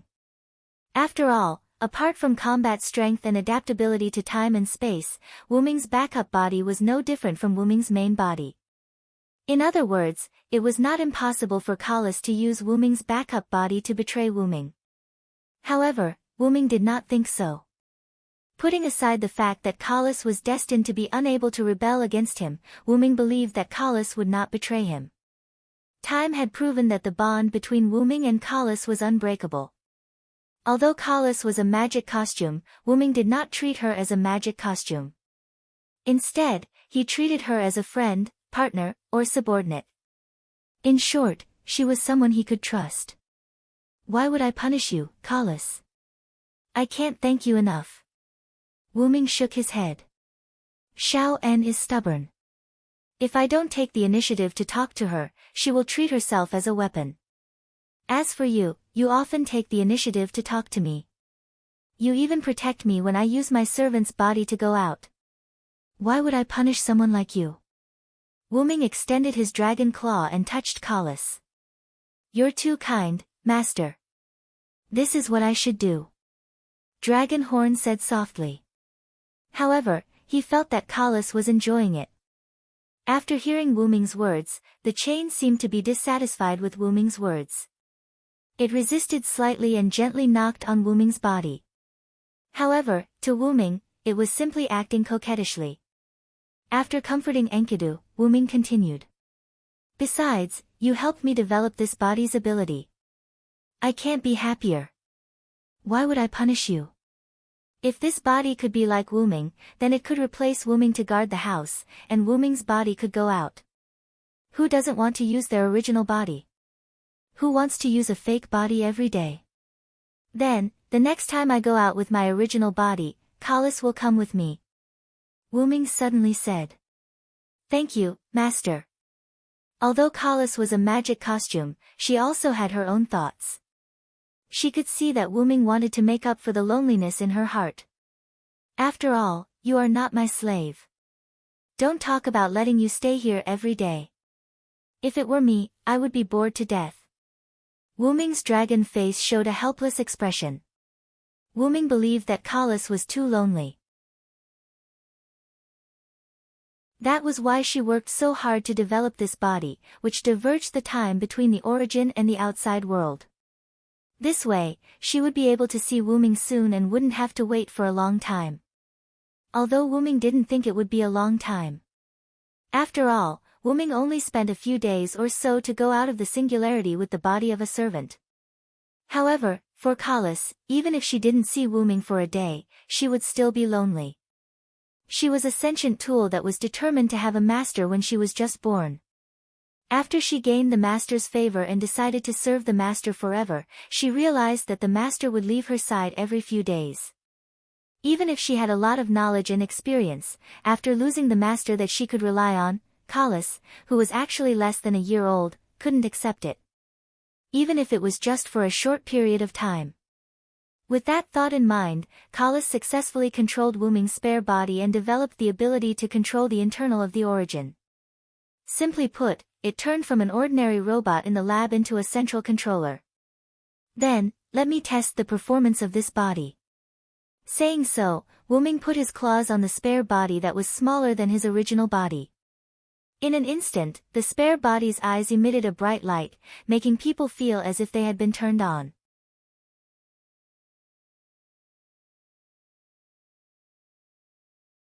Chapter 562. Two dragons, one large and one small, stood on the platform inside the origin. The small dragon was moving about while the large dragon stood silently on the platform. Wuming's consciousness was still in his main body. The small dragon could move about because it was under Wuming's control. After all, the small dragon could be considered as Wuming's clone. With his spirit power rapidly developing, Wuming could already separate a sliver of consciousness from his main body and enter this body. Roar! The small dragon let out a furious roar. In an instant, the primal chaos around him rippled, and several transparent spheres appeared. On each ball, there were constantly changing images. These spheres represented every world that Wuming had been to. The small dragon pointed with its finger. One of the spheres floated over and arrived before the large dragon. Upon closer inspection, the image on the sphere was of some elementary school students in class. Has Mayu already started school? She should be in the 6th grade now. Has it been so long? Wuming sighed. I clearly said that I would return soon. I can only say that I didn't expect the enemy to be so difficult to deal with. Wu-Ming looked at Mei Yu, who was listening attentively in class with nostalgia. Ripples appeared in his eyes as if he was reminiscing about his past experiences with Mei Yu. Coming back to his senses, Wu-Ming looked to the side. He saw the sleeping Ilya and Chloe, who was trying to tease Ilya. These two little fellows. Wu-Ming shook his head with a smile. Fortunately, I have the means to control the passage of time. I was afraid that Mei Yu would have become adults by the time I returned. As Wu-Ming spoke, the small dragon pointed with its finger again. The sphere that represented Mei Yu's world fluctuated slightly. This way, the passage of time in Mei Yu's world will be extremely slow compared to other worlds. This way, Wu-Ming would be able to return before Mei Yu's 6th grade winter break and fulfill his promise with Mei Yu. Then, Wu-Ming controlled the small giant dragon to bring the balls of the other worlds that Wu-Ming had been to before to Wu-Ming. Wu-Ming looked at the world of the god slayers, paying attention to the daily lives of his god of disobedience's minions and his beautiful female knights, and then felt a little helpless. As expected, the gods of disobedience are indeed the gods of disobedience. They seem to have settled down, but they still caused a lot of trouble, and Wu-Ming switched to an image on the ball. The person on it was Wu-Ming's authoritative spirit bead, Neza. Basically, it's this guy who leads them, Wu-Ming said with a gloomy expression. In the world of the god slayer, Neza, who was about to go to Italy to steal the sword of the King of Swords, Salvatore Toni, suddenly felt a chill on his back. After looking around cautiously, Neza decided not to go in. Wu-Ming smiled helplessly, shook his head, and then looked at the other worlds. In the big underground tomb of Nezalik, Demi-Yugos and Yair Bade were discussing something. It seemed that they had listened to Wu-Ming's words and did not go out for the time being. They were trying to hide in the big tomb as much as possible. Although I don't care much about good or evil, I still can't help but worry about these guys with -500 justice points. Wu-Ming said helplessly. Let's just pause the time of this world. After all, it could be shut down later. There was no difference. With that thought in mind, Wu-Ming controlled the small giant dragon to tap lightly on the ball that represented this world. In just an instant, the ball seemed to be frozen with a layer of ice. The people in the ball, or rather, the world, were completely frozen. It was not an ordinary freeze, but a freeze that interfered with time and space. Therefore, the people in that world did not notice it. Let's just do the same to the other worlds. Wu-Ming smiled irresponsibly. Although it was indeed very convenient, it was almost useless in the world where the Magic King was. The reason Wu-Ming could affect Mei Yu's world was because Wu-Ming had protected that world before he left. Now, the world where the fake Magic King was in was no longer under Wu-Ming's control. The fake Magic King who had grasped part of the power of Source was not to be trifled with. If not for the fact that the fake Magic King could not reach the major source, he would have probably replaced Wu-Ming long ago. At that time, the fake Magic King could really be said to be invincible. But now, although I can't say I'm invincible, I'm not afraid of you. Wu-Ming's dragon face showed a smile. Immediately after, Wu-Ming adjusted the flow of time in the world of the Skywings. Of course, when he said, let's just do the same to the other worlds, it was a joke. Then, Wu-Ming controlled this body to lie in the center of the platform and began to act as a guardian. As for Wu-Ming, he prepared to leave the major source and go on a trip. Kalas, I need to find trouble with an imposter. But before Wu-Ming could finish, Kalas interrupted him. I will follow Master. Kalas did not give Wu-Ming a chance and continued. Master's backup body already has the ability to protect the major source, so I don't need to stay with it anymore. Also, Master, you said before that the next time you leave with your main body, you'll take me with you. You can't go back on your word. Wu-Ming smiled helplessly. Was he reaping what he sowed? Alright. After all, we haven't worked together for a long time. I'm really not used to not having your help. After all, there were many things that required knowledge, and without Kalas, Wu-Ming did not know what to say. After all, ever since Wu-Ming obtained the nameless spellbook, he had stopped learning magic. After having Kalas, he had left everything that needed to be recorded to Kalas. From the looks of it, Wuming was very lazy. It could be said that if it was not for the nameless spellbook, Wuming would have even recorded the methods of using magic in Kalas' database. Kalas had not only complained about Wuming's laziness, but Wuming had always brushed her off with the same answer. After all, it's very hard on me. With Kalas here, I don't have to work so hard to remember things. Would Kalas leave me? Then, these words made Kalas feel insulted, and Kalas furiously retorted. How could that be? I'll always follow Master, until eternity. And then, there was no and then. Then, let's go together, my Kalas. Yes, my Master, my Lord. Then, there was only a small dragon left in the major source. However, judging from the dangerous glint in its eyes from time to time, this place was not without threats even after Wuming left. At the very least, it could be seen from the fact that the black mud outside the root did not have the guts to enter after Wuming left.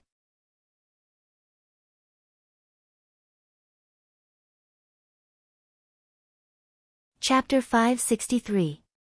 Outside the M-shaped moon world, an ancient and noble temple that occupied a huge area was located in the void. This was a place located outside of time and space. Its name was the Crown Time Temple. Although it was a temple, it was an open-air venue. If someone stood anywhere in this temple, they only needed to raise their head to see the mysterious scene of the endless universe. On a platform located at the highest point of the innermost part of the temple, a throne comparable to the giant stone throne on the 10th floor of Nazalek was located there. On this throne, there was a man with one hand supporting his chin and the other on his abdomen. He was taking a nap with his eyes closed. Suddenly, the man spoke. Did Floros fail? The man who suddenly spoke seemed to be talking to someone. It was as if he was talking to himself. It doesn't matter. I already guessed the result. Even if you have my power, it's not realistic to deal with him. As he spoke, the man opened his eyes. His scarlet pupils seemed to contain supreme wisdom, but his eyes made people feel cold. I feel it. He's coming. As he spoke, the man looked up at the void. I didn't want to attack you so soon, Origin Dragon. I still want to see Chaldea struggle. But since you're looking for death, don't blame me. As he spoke, the man's face began to turn ferocious. His eyes turned blood red and the corners of his mouth cracked to his ears. Let my Temple of Time deal with you. On the other side, a huge white dragon was swimming in the void like the universe. Its ruby-like dragon eyes were looking around. It's almost there.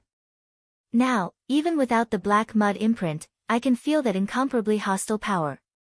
Although he didn't know why, Wuming now knew that he could completely sense the gathering place of those natural enemies. Then, Wuming saw the huge aperture that belonged to the M-shaped moon world and the throne of the temple embedded in the void above the aperture. It's really the periphery of the M-shaped moon world. Wuming had an expression of, I knew it. Every world was fixed in a certain place in the void. Although the M-shaped moon world had countless parallel worlds, they were all in the same place. If one entered the huge aperture directly, one would immediately enter a parallel world. And if one wanted to enter a specific parallel world or a certain point in time or even a singularity, one would need to use the space-time tunnel. Wuming used the space-time tunnel previously, but Wuming didn't find any additional singularities. Then, Wuming laughed self-deprecatingly. The other party had the power of the origin, so how could he still exist in a singularity? Wuming understood that the person he was looking for couldn't be bound by time and space, so he must be in the void of the various worlds that wasn't affected by time and space. Without any hesitation, Wuming flew straight to the temple. Just as he entered the temple, Wuming felt hostility and realized that something wanted to attack him. An indescribable voice sounded. Then, countless tentacles attacked Wuming. No, they weren't tentacles. They're actually demon god pillars. Wuming squinted his huge red dragon eyes and said. Wuming also thought that these were tentacles at first. Although demon god pillars could use tentacles, the tentacles of demon god pillars were spiral-shaped pieces of flesh. However, the tentacles that were attacking them were full of eyes. Taking a closer look, these were clearly demon god pillars. It was just that Wu Ming's body had become a lot bigger, so when he looked at the demon god pillars, they looked like small tentacles. Thinking about it, it's just tentacles. They're useless against my servant body, so how could they be useful against my main body? Wu Ming shook his head. However, could the demon god pillars themselves be enough to deal with Wu Ming's main body? The answer was naturally no. Roar, it was clearly the void, but Wu Ming's roar reverberated in the void. After hearing Wu Ming's roar, the demon god pillars suddenly stopped, but they didn't stop. If one looked carefully, the demon god pillars' movements would become awkward. These low-level creatures were frightened by the pressure of Wu Ming, a high-level creature. Sure enough, you're worthy of being that guy's subordinates. But I didn't expect to subdue you with just a roar. After saying that, Wu Ming didn't stop and continued to fly forward. Immediately, Wu Ming's body emitted light, like a lamp in the darkness. The light instantly covered the demon god pillars. Then, faint golden lightning appeared in the light. In terms of attack, this move didn't seem to cause any damage. Instead, the demon god pillars felt a warm feeling. However, Wu Ming's attack was naturally not that simple. The intense light made it impossible to see the demon god pillars covered by the light. Then, the light suddenly erupted with golden lightning. After a few breaths, Wu Ming withdrew the light, and the demon god pillars that were originally covered by the light were nowhere to be seen. The power of the Blade of Salvation isn't something that a mere demon god pillar can block, Wu Ming said indifferently, not taking the demon god pillar's destruction to heart.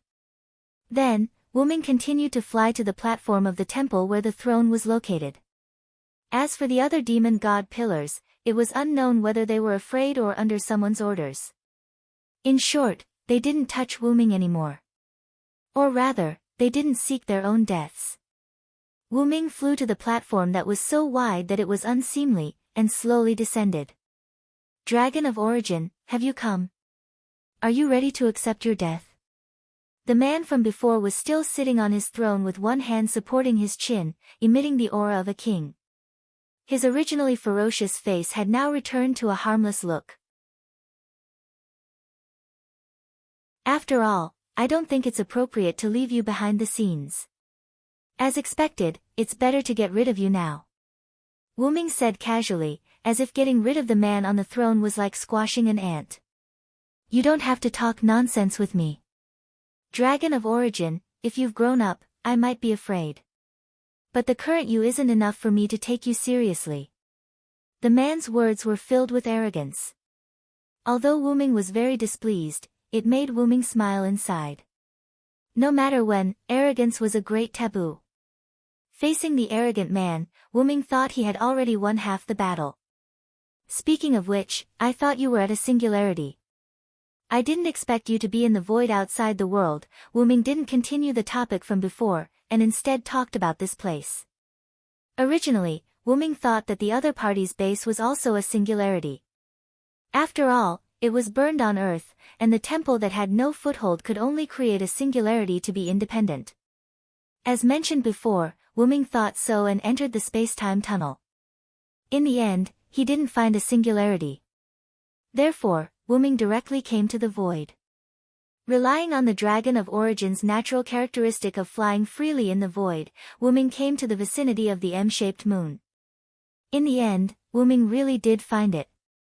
It could be said that the current Temple of Time was no longer a singularity, but an existence that was truly attached to the void.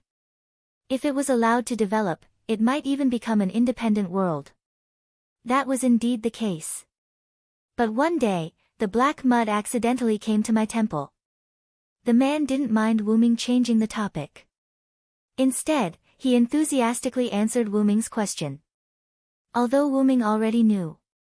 The man suddenly stretched out his hand, and a mass of black substance appeared in his hand. After Wu Ming saw the black mud, he immediately felt uncomfortable. The feeling of a natural enemy surged in his heart. To be honest, if it was me in the past, I might have been affected by these things. However, from what I see now, these black mud are completely increasing my strength. As he spoke, the man stood up. My temple of time can be separated from the singularity and become independent of the world. It's all thanks to the power of origin, dragon of origin. The man laughed loudly, and his face was full of devastation. That being said, you haven't fully grasped the power of origin, have you? King Solomon's faker, or rather, it would be better to call you Gideon. Wu Ming's words made the man frown, and he was stunned.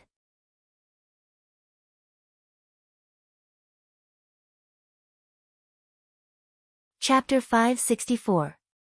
That's right, I am Gideon, commander of the 72 Demon God Pillars Amalgamation, Demon God King Gideon. Saying that, the man's outer appearance ignited, and immediately, the man's appearance changed completely. He was humanoid, but much taller than an ordinary person, as well as strangely thick forelimbs. A hole appeared in the center of Gideon's chest, and a purple eye-like orb was embedded in the hole, making people shiver. Blood-like vein patterns didn't seem to have been adjusted, but actually covered Gideon's body in an orderly fashion, connecting to the orb in front of Gideon's chest. He couldn't be called human, but had a bald head that looked like a human. On his head grew 2 antlers, but more like tree branches. This was the demon god King Gaia. It was different from Solomon's monster, demon god King Gaia. As expected, you are King Solomon's creation. Wu Ming's draconic eyes narrowed. There's nothing strange about that.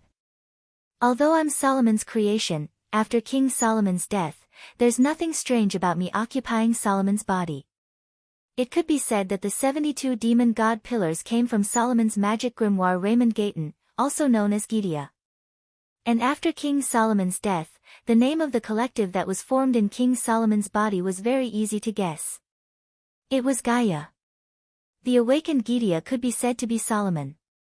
After all, Solomon and Gideon were both characters who commanded the 72 demon god pillars, so it wasn't strange for Gideon to occupy the dead Solomon's body.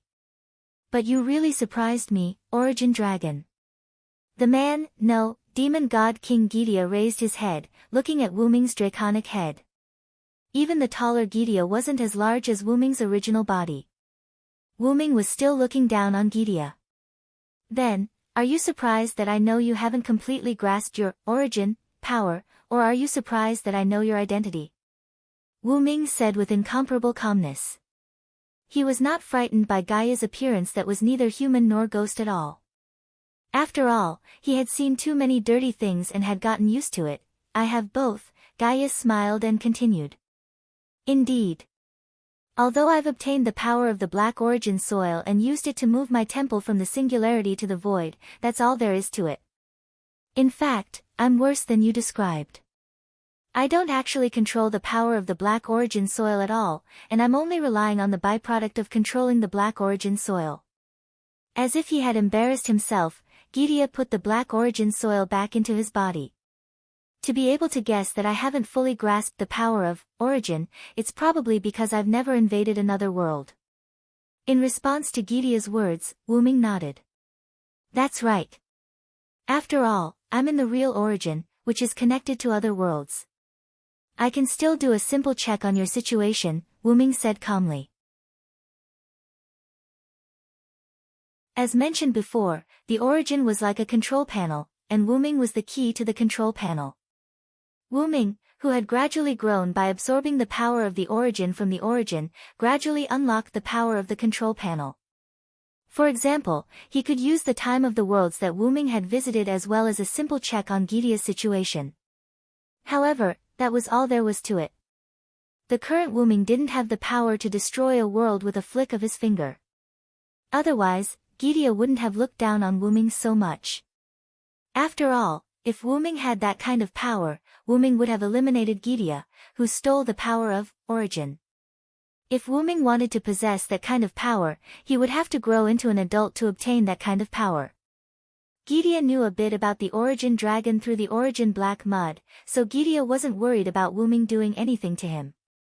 A certain person was entrusted with a treasure comparable to a nation, but because they were too young, that person couldn't open the key to the treasure, and who knew how long it would take for that person to obtain the key. As a result, some people with ulterior motives would definitely play tricks and wouldn't care about that person's thoughts. Gideon was such a person. By the time Wuming grew up, Gideon would have achieved his goal. Then, how did you know that I wasn't Solomon? Gideon asked. It could be said that Gideon only cared about and was surprised by this matter. In my impression, you have never seen Solomon, and your knowledge of him is only from historical records. How can you say my real identity so accurately? Then, Gideon shook his head. Don't say that because Raymond Gayton is called Gideon, you guessed that I was the one who occupied King Solomon's body. That would be too degrading. This made Wuming stunned for a moment. He was indeed going to say that. Oh, then make a guess, Gideon. Wuming looked at Gideon jokingly. Then, after Gideon thought for a few seconds, he gave Wuming an answer. I think the biggest possibility is that you met our king, Solomon, without me knowing. That's the case. Wuming smiled. Although Wuming's face was smiling, Wuming's heart was as if he was facing a great enemy. Gideon's IQ is inexplicably online. Those so-called great villains without IQ seem to be lying. I just saw the real King Solomon, so I knew you were fake. Based on this, I inferred your identity as Gideon. Sure enough. Gideon nodded slightly. Then, I don't know if you can see my other identity, the Dragon of Origin. This time, it was Gideon's turn to let Wuming guess. You don't need to tell me, I will do the same, the first beast. Wuming revealed Gideon's other identity. One of the 7 great human evils, the beast with the principle of mercy, Beast Eye. Wuming had already seen through Gideon's identity through the power of origin, when Gideon appeared. Even if Gideon had the origin, black soil on him, Wuming could still see through it as easily as if he saw through Fufu's identity as the 4th beast. Or rather, it was because of the origin, black soil on Gideon's body that it made it easier for Wuming to see through Gideon's identity as the 1st beast. It seems that I really underestimated you, Dragon of Origin. Then, Gideon raised one of his hands. In front of my great cause, you are really an eyesore. As Gideon spoke, Wuming's muscles tightened. Then, you will die here, Dragon of Origin. In an instant, countless black flames shot out from Gideon's hand toward Wuming like a machine gun. Roar! Wuming let out a furious roar, flapped his huge dragon wings, and dodged the black flames in an extremely unscientific manner. That's what I had in mind. You can leave here today, Gideon. Wuming, who had flown into the sky above the lookout, opened his mouth abruptly, and a pale golden flame shot out like a high-pressure water gun, shooting towards Gaia like a tooth for a tooth. Good timing. Gideon yelled and waved his hands. A pure energy barrier appeared before Gideon and blocked Wuming's origin, dragon breath. This was the first official confrontation between the young dragon of origin, Wuming, and the deity warden king, Gideon, who had obtained the origin, black soil. It could be said that whether it was Gideon's black flames or Wuming's origin, dragon breath, ordinary servants couldn't resist them at all. If they were ordinary people, they would have been burned to ashes before coming into contact with them, just like ordinary humans approaching the sun. However, for the two of them, who could be said to be superior in terms of status and strength, those were just ordinary attacks. Gideon never thought that his black flames could kill or even injure Wuming, and Wuming was naturally not naive enough to think that his ordinary dragon breath could burn Gideon to death. All of this was just the first confrontation. The real battle had only just begun.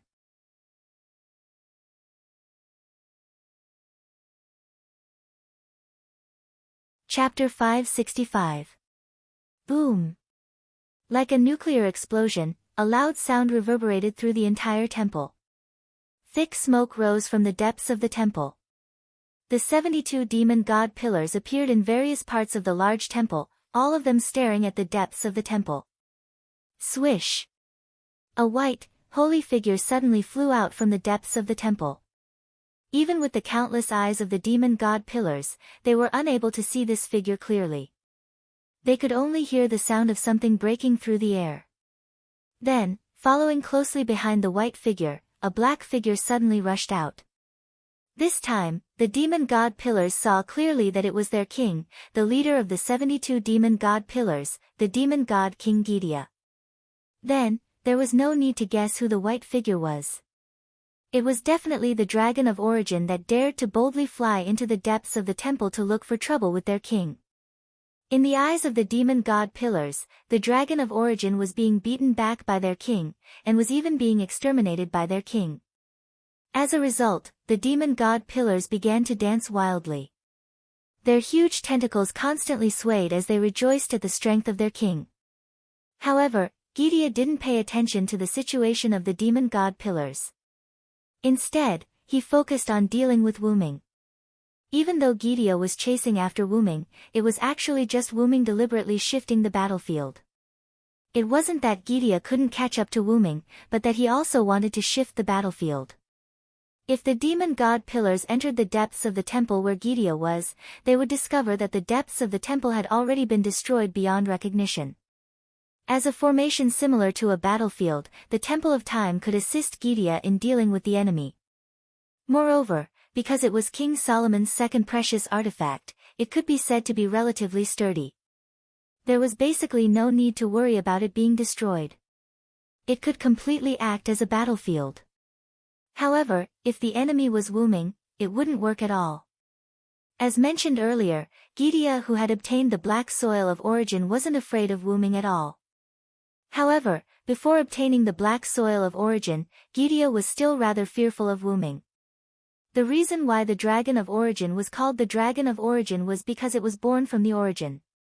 Its body was extremely resistant to magic, and its defense against physical attacks wasn't weak either.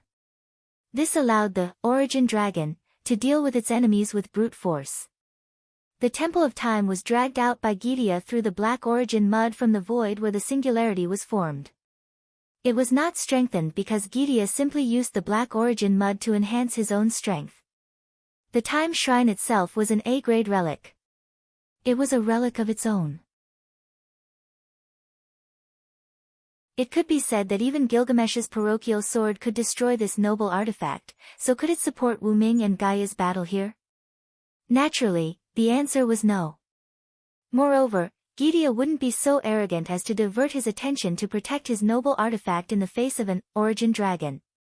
As a result, the Temple of Time couldn't withstand the attacks of Wu Ming and Gidia, who had obtained the origin black soil. This was Gidia's seat. If possible, Gidia did not want to fight there. Wu Ming was also disgusted by the temple's support for Gidia. Therefore, Wu Ming and Gidia willingly left the Temple of Time and went outside. However, the reason Gidia followed behind Wu Ming wasn't because he was acting, but because he really couldn't catch up with Wu Ming.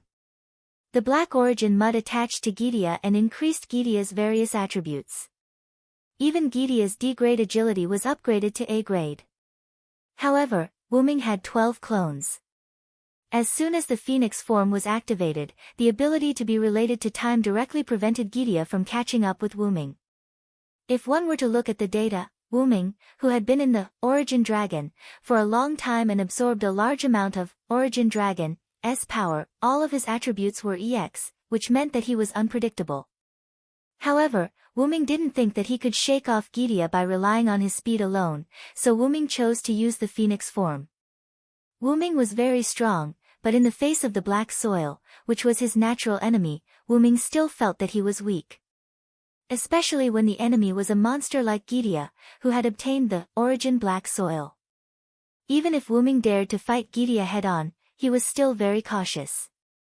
He left the Temple of Time because Wu Ming was cautious, which was why he did so. However, since he had left the enemy's position, he could start again. After leaving the Temple of Time and flying into the void, Wu Ming suddenly turned around and whipped his huge and powerful tail at Gidia. Humph. Gidia naturally wasn't afraid. His thick fist mixed with black flames, he punched Wu Ming's tail. Boom! Wu Ming's tail was sent flying high into the air. At the same time, Wuming's head launched a platinum dragon breath at Gidia. Gidia, who had been burned, hurriedly retreated and left Wuming's attack range. After that, Wuming and Gidia stared at each other from a distance, neither moving. The situation became a standoff between the two of them. Wuming swayed his tail gently. On his white tail, there were black marks where Gidia had hit it. Those were the marks left behind by Gidia's black soil flame. In addition, there were many black marks on Wuming's body, and they were the kind that went deep into his bones. Not only that, but a lot of Wuming's dragon scales had also been shattered by Gidia's attack. Although Wuming's body was in a sorry state, Gidia wasn't bad either. Gidia's arms had burn marks, and there was a huge wound on his back that extended from his left shoulder to his right abdomen. Gidia's thick arms and thighs were also stained with black burn marks. In addition, one of Gidia's horns was also broken. Whether it was Wuming's injuries or Gidia's injuries, they were all caused by the two of them fighting like wild beasts. Gidia knew that the black soil origin restrained Wuming, so he would mix in the black soil origin in every attack. The burn marks on Wuming's body were all caused by Gidia using the black soil origin as the raw material to release the black flames. When facing the black soil origin, Wuming seemed to have no defense. Neither his dragon scales nor his magic power could defend against the black soil origin's attacks, and they were directly penetrated. Often, Gidia's flames would directly burn through Wuming's scales and muscles. Every time Wuming was attacked, it was as if he had inhaled a fatal poison, and the intense pain was mixed with intense dizziness. However, thanks to this, Wuming also took the opportunity to deal a lot of heavy blows to Gidia. The huge wound on Gidia's back had been caused by Wuming's blade of salvation, and the broken horns on Gidia's body had also been cut off by Wuming's blade of salvation. The burn marks on his body had been caused by Wuming's origin breath. Indeed, the origin breath didn't have much effect on Gidia, but many little drops made an ocean. Wuming had successfully caused a lot of damage to Gidia by repeatedly spitting out flames and condensing them into lines of fire. However, it was thanks to the black soil origin that he was able to cause double the damage to Gidia. After all, Wuming and the black soil origin were mutually reinforcing and counteracting. From the injuries of the two, it could be seen how much Gidia regretted his decision. This was also the reason why Gidia chose to leave the position that was advantageous to him. Gidia guessed that if they continued fighting like this, the Temple of Time would probably be directly torn apart. I didn't expect that. I still underestimated you, Dragon of Origin. You actually have so many tricks up your sleeve, Gidia said to Wuming calmly. Wuming's own abilities weren't enough to be fatal to Gidia. What was fatal to Gidia were Wuming's divine blade of salvation and his 12 incarnations.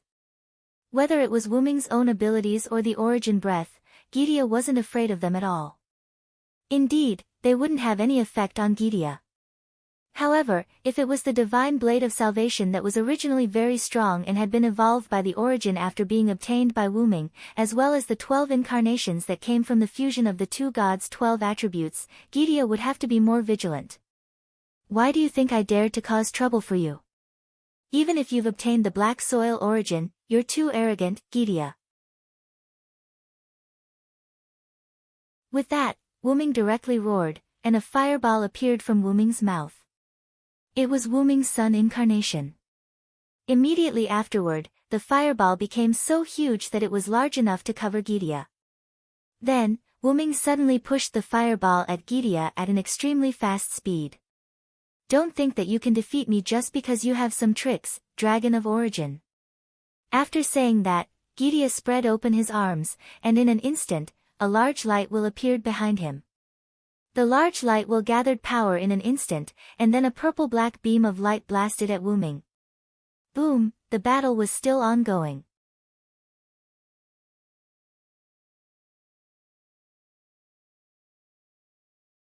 Chapter 566.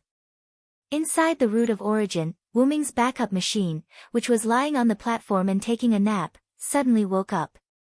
Wuming shifted his consciousness to the backup machine. Gidia actually attracted the other black origin mud that was wandering in the void, and then self-destructed. Wuming recalled what had happened with a gloomy expression. After Wuming and Gidia left the Time God's temple, they first used the Sun incarnation to clash with Gidia's third relic, causing a violent explosion. If the demon god pillars had not combined their powers to form a defense, they and the Time God's temple would have been destroyed by Wuming and Gidia's attacks. The Time God's temple was saved, although it was still in a shattered state. The 72 demon god pillars were also almost destroyed. Although they had been revived, they were still heavily injured. Then, Wuming directly returned to his human form, and used the power of the 12 incarnations and the divine blade of salvation to fight Gidia to a standstill. However, overall, Wuming had the upper hand. However, Gidia was someone who had lived for thousands of years. The black origin mud that he possessed could not hurt Wuming, so he used the black origin mud that was scattered in the void to trap Wuming. Wuming was almost trapped in the black origin mud that Gidia had gathered. The black origin mud was a substance without a consciousness.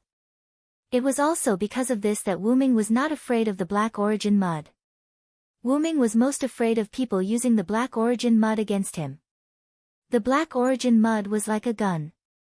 Wuming was an ordinary person, and an ordinary person would not be afraid of an inanimate object. However, if someone picked up a gun and fired at Wuming, Wuming's life would be in danger. The 12 incarnations and the divine blade of salvation were Wuming's guns. With a gun, Wuming could fight back against the person who used a gun against him. That's right, because Wuming and the black origin mud countered each other, they were basically two berserkers. However, there was a limit to how well they countered each other. Gidia had gathered almost all the black origin mud in the void. Wuming in his human form was like a lone boat in the sea. It could be said that if it were not for the 12 incarnations and the divine blade of salvation, Wuming would have died in the black origin mud tide. If Silent Wonder was subdued by the black origin soil, Gaia would not mind killing him. From Wuming's current situation, it could be seen that Wuming's outcome was still not good. When Gaia saw that Wuming was about to escape from the origin black soil's encirclement, he made a bold decision. He directly let the black origin mud self-destruct. For example, in a sealed secret room, an ordinary person was holding a pesticide and killing insects.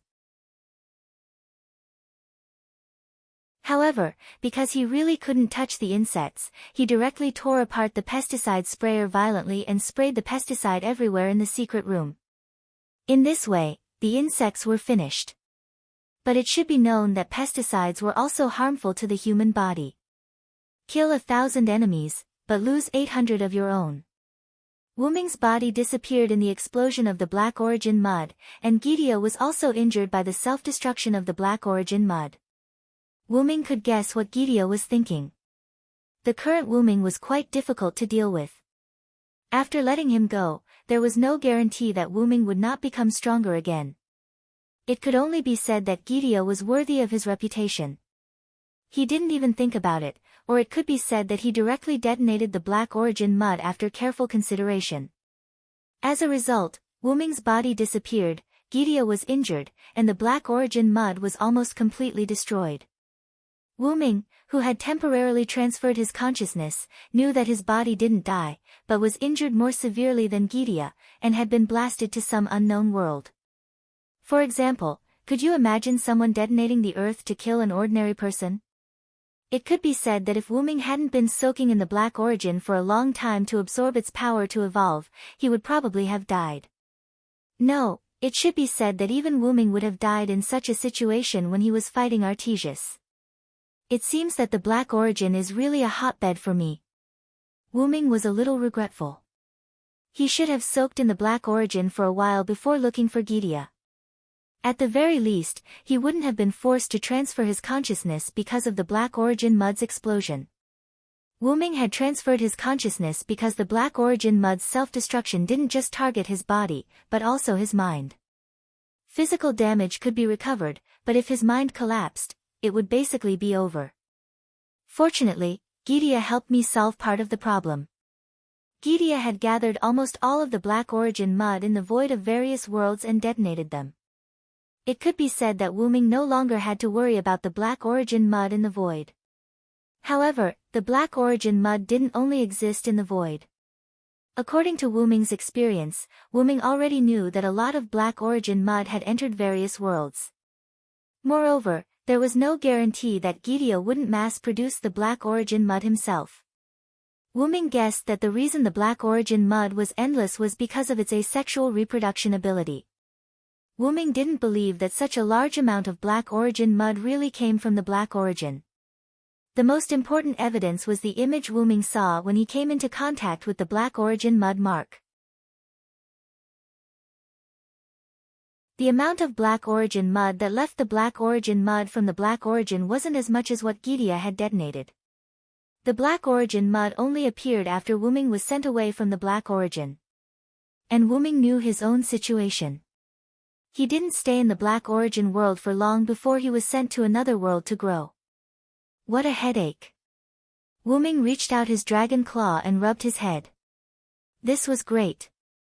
Kalas and Enkidu were both on Wu Ming's main body, and the two of them disappeared with Wu Ming's main body. However, no matter what, Gideon didn't have the ability to play any tricks now. The self-destruction of the black origin mud was enough for him to deal with. I have to find my main body as soon as possible. It's hard to calculate the time. After all, the flow of time in the world that Wu Ming's main body entered might be different from the black origin world. The self-destruction of the black origin mud just now had temporarily disrupted Wu Ming's control of the black origin world. It would take some time before Wu Ming could find out where his main body was through the black origin world. And Wu Ming's current main body couldn't leave the black origin world. Who knew if there were any fish that slipped through the net in the void? If the black origin mud invaded, Wu Ming would have nowhere to cry. Sigh, looks like I can only wait. Wu Ming lay down on the platform and started to rest. Although Wu Ming had shifted his consciousness in time, Wu Ming's consciousness was still greatly affected. Now, Wu Ming felt like his head had been run over by a truck. It's hard to imagine what would happen to me if I was completely injured by the self-destruction of the black origin mud. If he was slightly affected, it would be like being run over by a truck. If he was completely injured, he would probably have a mental breakdown. At this moment, a letter suddenly fell from the black origin world to Wu Ming's head. A letter. This gave Wu Ming a fright. Wu Ming didn't have any malicious intent in this letter. In the black origin world, Wu Ming was half invincible. He could still detect the danger of a letter. In other words, this was a harmless letter. Then, Wu Ming used his telekinesis to pick up the letter that fell on his head. There was nothing else on the snow-white envelope except for the red ink on the back, which was used to ensure that the letter was sealed. It looked like a simple and plain letter that couldn't be any more simple. However, Wu Ming narrowed his eyes and started to think about the problem. The black origin world wasn't a place that anyone could enter. Now that Wu Ming was guarding the black origin world, not just anyone could enter. Unless Wu Ming agreed to it. Wu Ming looked at the letter and suddenly thought of a possibility. But before opening the letter, Wu Ming gathered his power and created a servant's spiritual base. This was in preparation for him to help Gadatsi at the next singularity. Then, Wu Ming opened the letter.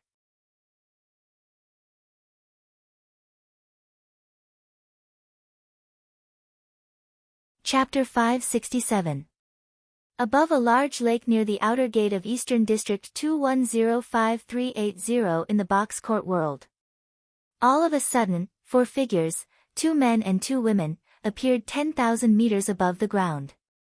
Since they could not let Newton faint from crying in the toilet, the 4 figures were falling vertically due to gravity. Wu Ming opened his eyes, but when he noticed his current state, he did not do anything. Instead, he was thinking deeply about what had happened. On the platform inside the root of origin, Wu Ming opened the letter after creating a spiritual base. Immediately after that, Wu Ming felt that the letter was pulling him as if it was taking him somewhere. But it was clear that the letter had failed.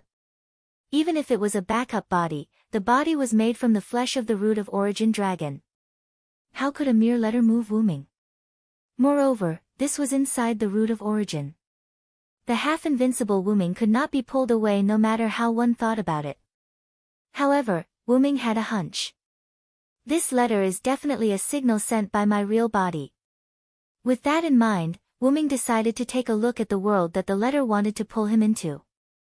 With the automatic management of the root of origin, there was no need to worry about the root of origin being lost.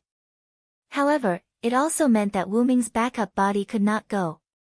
Therefore, Wu Ming emptied his mind and allowed the letter to pull his spirit over. That was right. Wu Ming was now a spiritual body. No, to be precise, Wu Ming was now a spirit. Wu Ming's current state could also be called a heroic spirit. The heroic spirit's clone was called a servant. Wu Ming, on the other hand, had directly materialized his spiritual body.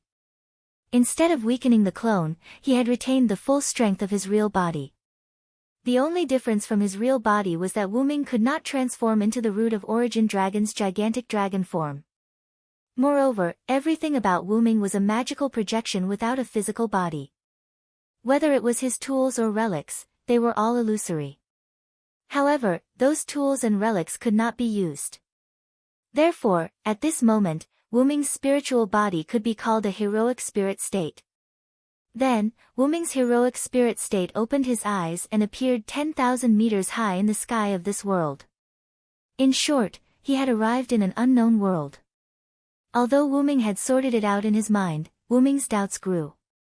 It was his doubts about this unknown world, or rather, his desire to explore the unknown world had become more burdensome. After all, Wu Ming was a traveler. After thinking about it for a while, Wu Ming came back to his senses and began to look around. Then, he discovered his current situation. Am I, in the sky? Although Wu Ming in the sky, Wu Ming, Wu Ming, Wu Ming, Wu Ming, Wu Ming, Wu Ming, Wu Ming. Then, Wu Ming looked at the remaining man and two women who were in free fall like him.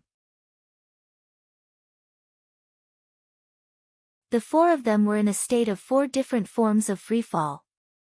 Each of them occupied a corner. First, Wu Ming looked at the person on his left. He had short, light blonde hair and purple eyes.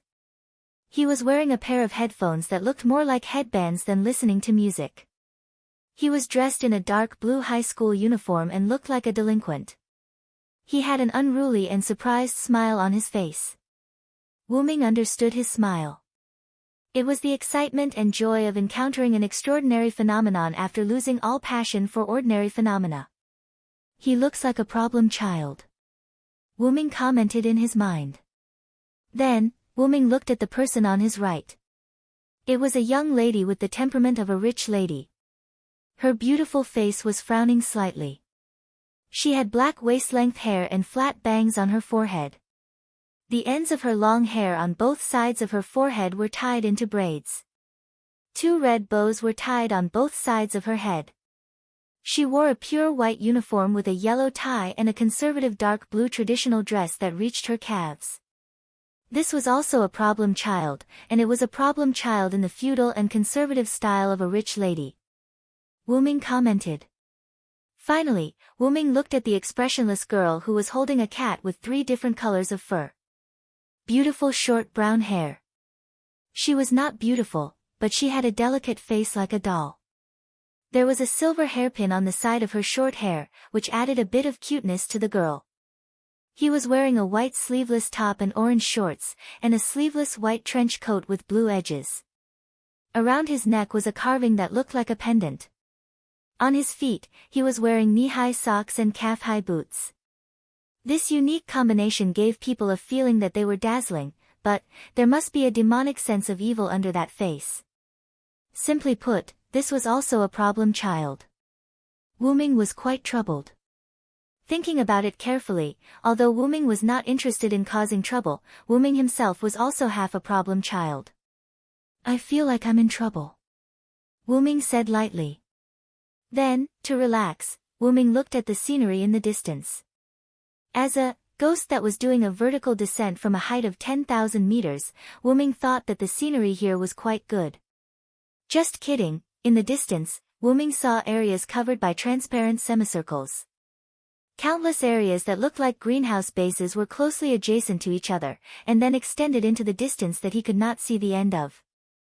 Those transparent semicircles that looked like greenhouse sheds were some barriers. This was Wu Ming's judgment. Around the transparent sheds were a lush forest that covered a large area. The area that Wu Ming was in looked like a lush forest. All in all, this was a large area, at least much larger than Earth. However, Wu Ming was quite interested in this vast area that he could not see the end of.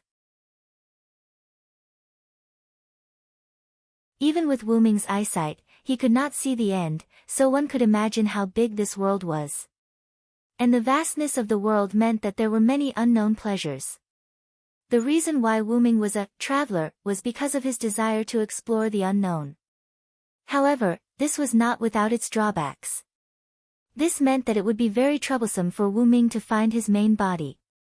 However, seeing that he was getting closer to the ground, Wu Ming, who was about to fall, did not think about other things for the time being. Let's land safely first. As he said that, Wu Ming activated his telekinesis. In an instant, including Wu Ming, the 4 people that fell from the sky seemed to be supported by something invisible as they floated steadily to the ground. Yo, little brother, this is your method, right? It's quite interesting, isn't it? Let me thank you first. First, the delinquent young man greeted Wu Ming and thanked him after landing.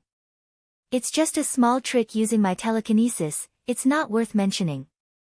Wu Ming shook his head. Then, Wu Ming looked at the giant lake beside him.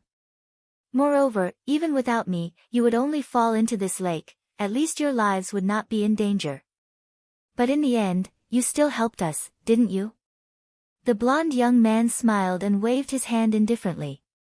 I agree with this delinquent young man, even if the original result was good, but I, Zhou Fei Niao, was saved by you, the necessary gratitude is necessary. The lady named Zhou Fei Niao also thanked Wu Ming. Thank you. On the other hand, the girl who was hugging the cat was quite nimble. She didn't say anything and directly thanked Wu Ming. The 3 of them were people with strong personalities, so Wu Ming had no choice but to accept their gratitude. Then, the 4 of them exchanged names. By the way, could it be that you guys also received that strange letter? The young man named 16 Nights asked the others with a smile. Ah, so 16th Eventide has also received that letter? Miss Jiao Fei Niao replied with her arms crossed. Same. The delicate girl named Haruhi Byayoshi nodded. Me too. Wu Ming was the same. However, Wu Ming did not feel that the letter he received was the same as the 3 problem children, he wanted to ask why. One word, intuition, for all ***. However, Wu Ming did not want to be an anomaly, he wanted to be like the 3 of them. Let's not talk about the letter for now. Little brother, you're not human, right? Suddenly, 16 Nights looked at Wu Ming with an arrogant smile.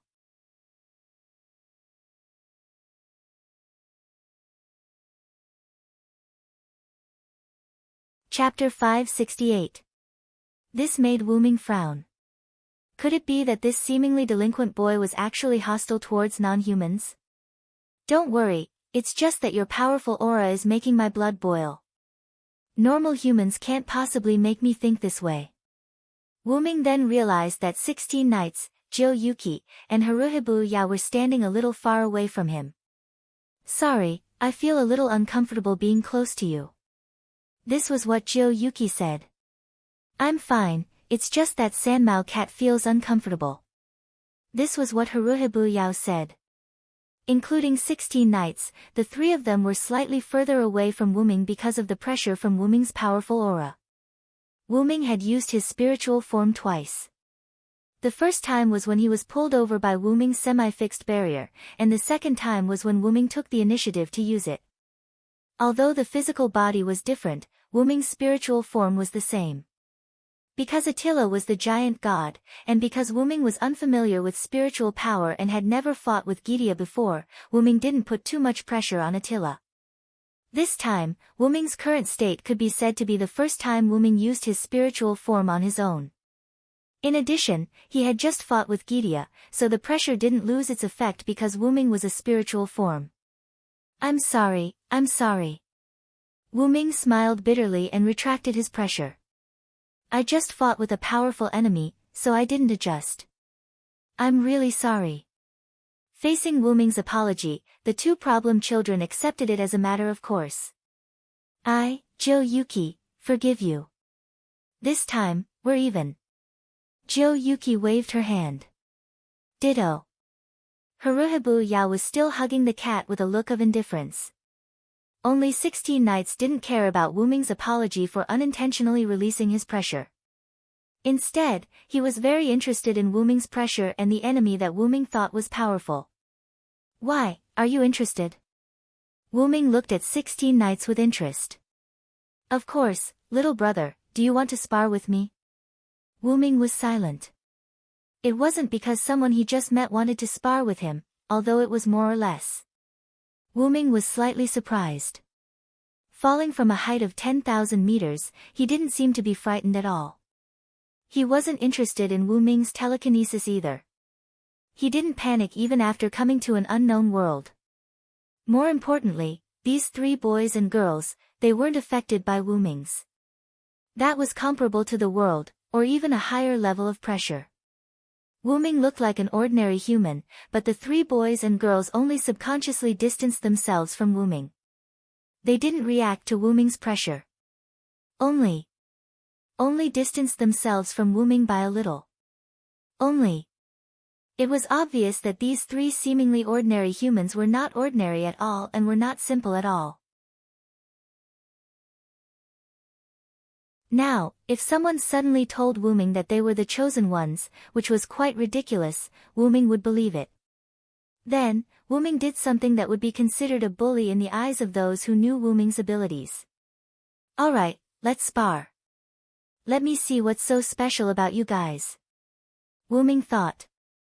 After hearing Wuming's words, 16 Knights smiled, and it was the purest kind of smile.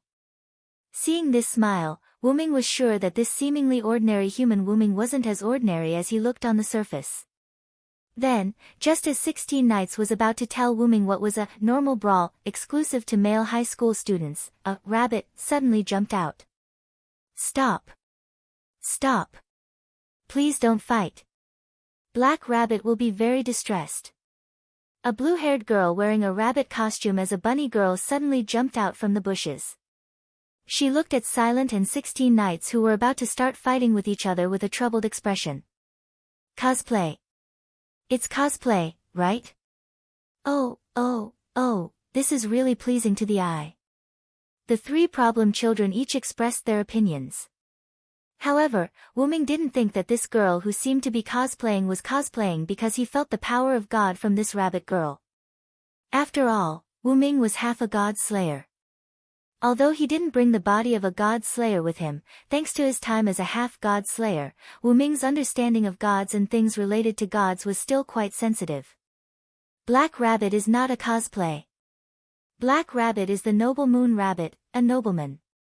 The girl named Black Rabbit shouted in exasperation, trying to prove her innocence. Moon Rabbit? Wuming thought thoughtfully. Wuming knew this word.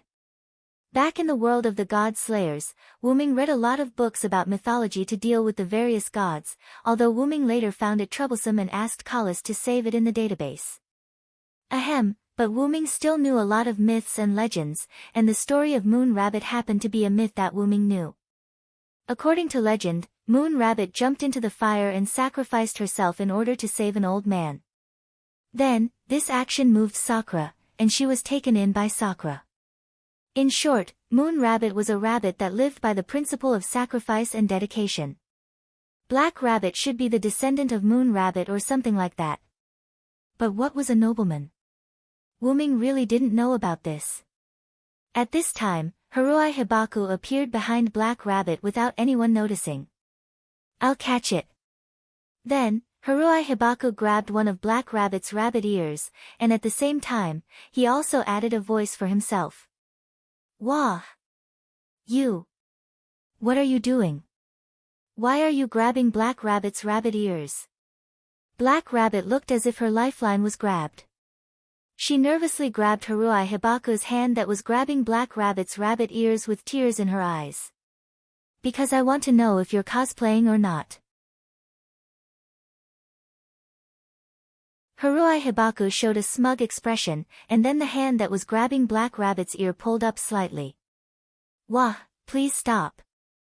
Black Rabbit was about to, no, it was already about to cry. Oh, could it be that it's a real rabbit ear? Let me try too. As she said that, Milady grabbed Black Rabbit's other rabbit ear. Wah! Black Rabbit let out a mournful cry that resounded through the sky, and a group of birds flew out of the forest in fright. Don't tell me you want to pull that Moon Rabbit's ear too. Wu Ming looked at Reverse 16 Knights, who was eager to try. Reverse 16 Knights smiled. I want to, but that rabbit's ear is occupied by Haruai Hibaku and Milady. Moreover, Reverse 16 Knights looked at Wu Ming with a fighting spirit. I'm more interested in fighting with you. Stop. Fighting is prohibited. Black Rabbit, who had finally broken free from Haruai Hibaku's and Jiu Yuasuk's torment, suddenly came in front of Wu Ming and Reverse 16 Knights. Then, Black Rabbit took out a folding fan from nowhere, and hit Reverse 16 Knights and Wu Ming on the head. You bunch of problematic adults. Neither Reverse 16 Knights nor Wu Ming dodged, and both of them were hit by Black Rabbit's folding fan. Thank you for the compliment. Reverse 16 Knights smiled at Black Rabbit. I'm not complimenting you. Reverse 16 Knights, who treated problematic child as a compliment, made Black Rabbit feel helpless.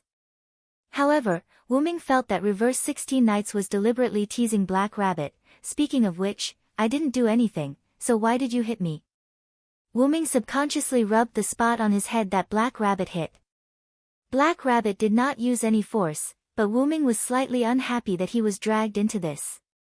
I just agreed to Reverse 16 Knights' request. That's all. Wu Ming looked at Black Rabbit with a smile. Wu Ming would never admit that his smile at this moment was extremely mischievous. Wu Ming's words of, "that's all," made Black Rabbit feel quite helpless. Do you want to fight until there are casualties before you're happy? However, Reverse 16 Knights laughed. What are you talking about, little brother? I'm the one who picked a fight, and you're the one who fought back. Wu Ming, on the other hand, smiled with interest. In other words, this fight must be fought, and it must be fought at this moment. Stop. Mr. Villo only agreed, I haven't made a move yet. Black Rabbit protested. However, to Reverse 16 Knights, Wu Ming's answer was the beginning of the fight. In other words, it was the so-called fight back. Looking at Reverse 16 Knights who did not listen at all, Black Rabbit's shoulders drooped. Then, let's postpone this fight. Can we listen to Black Rabbit explain the box court world to everyone?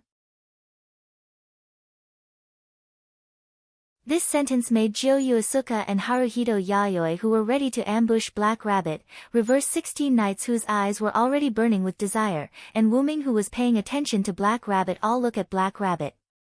Seeing that the problematic child was so obedient, Black Rabbit smiled. Then, let's listen to Black Rabbit's explanation.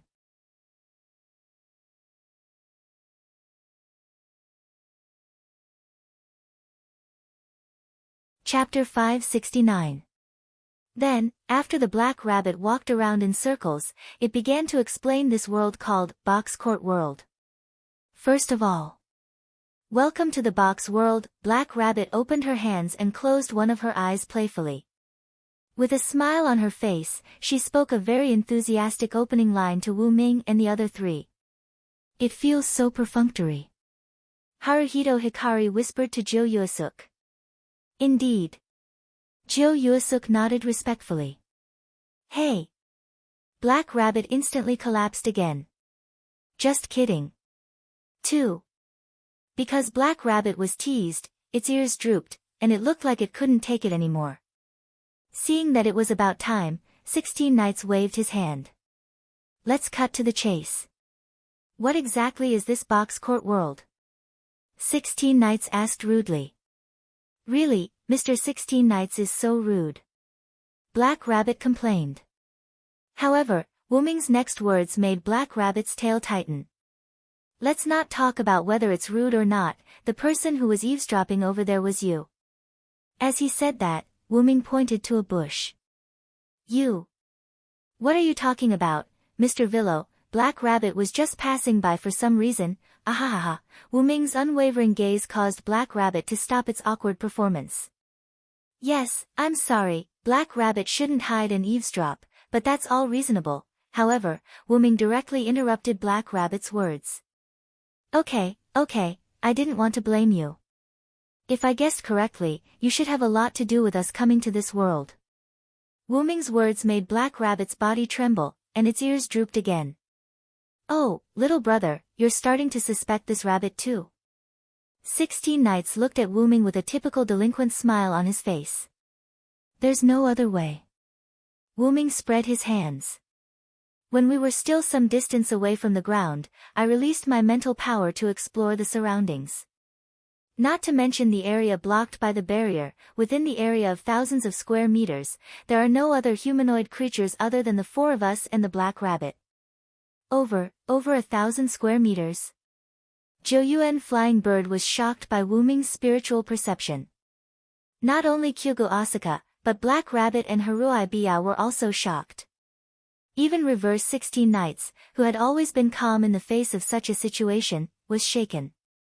It could be seen from his increasingly excited face. I have a question.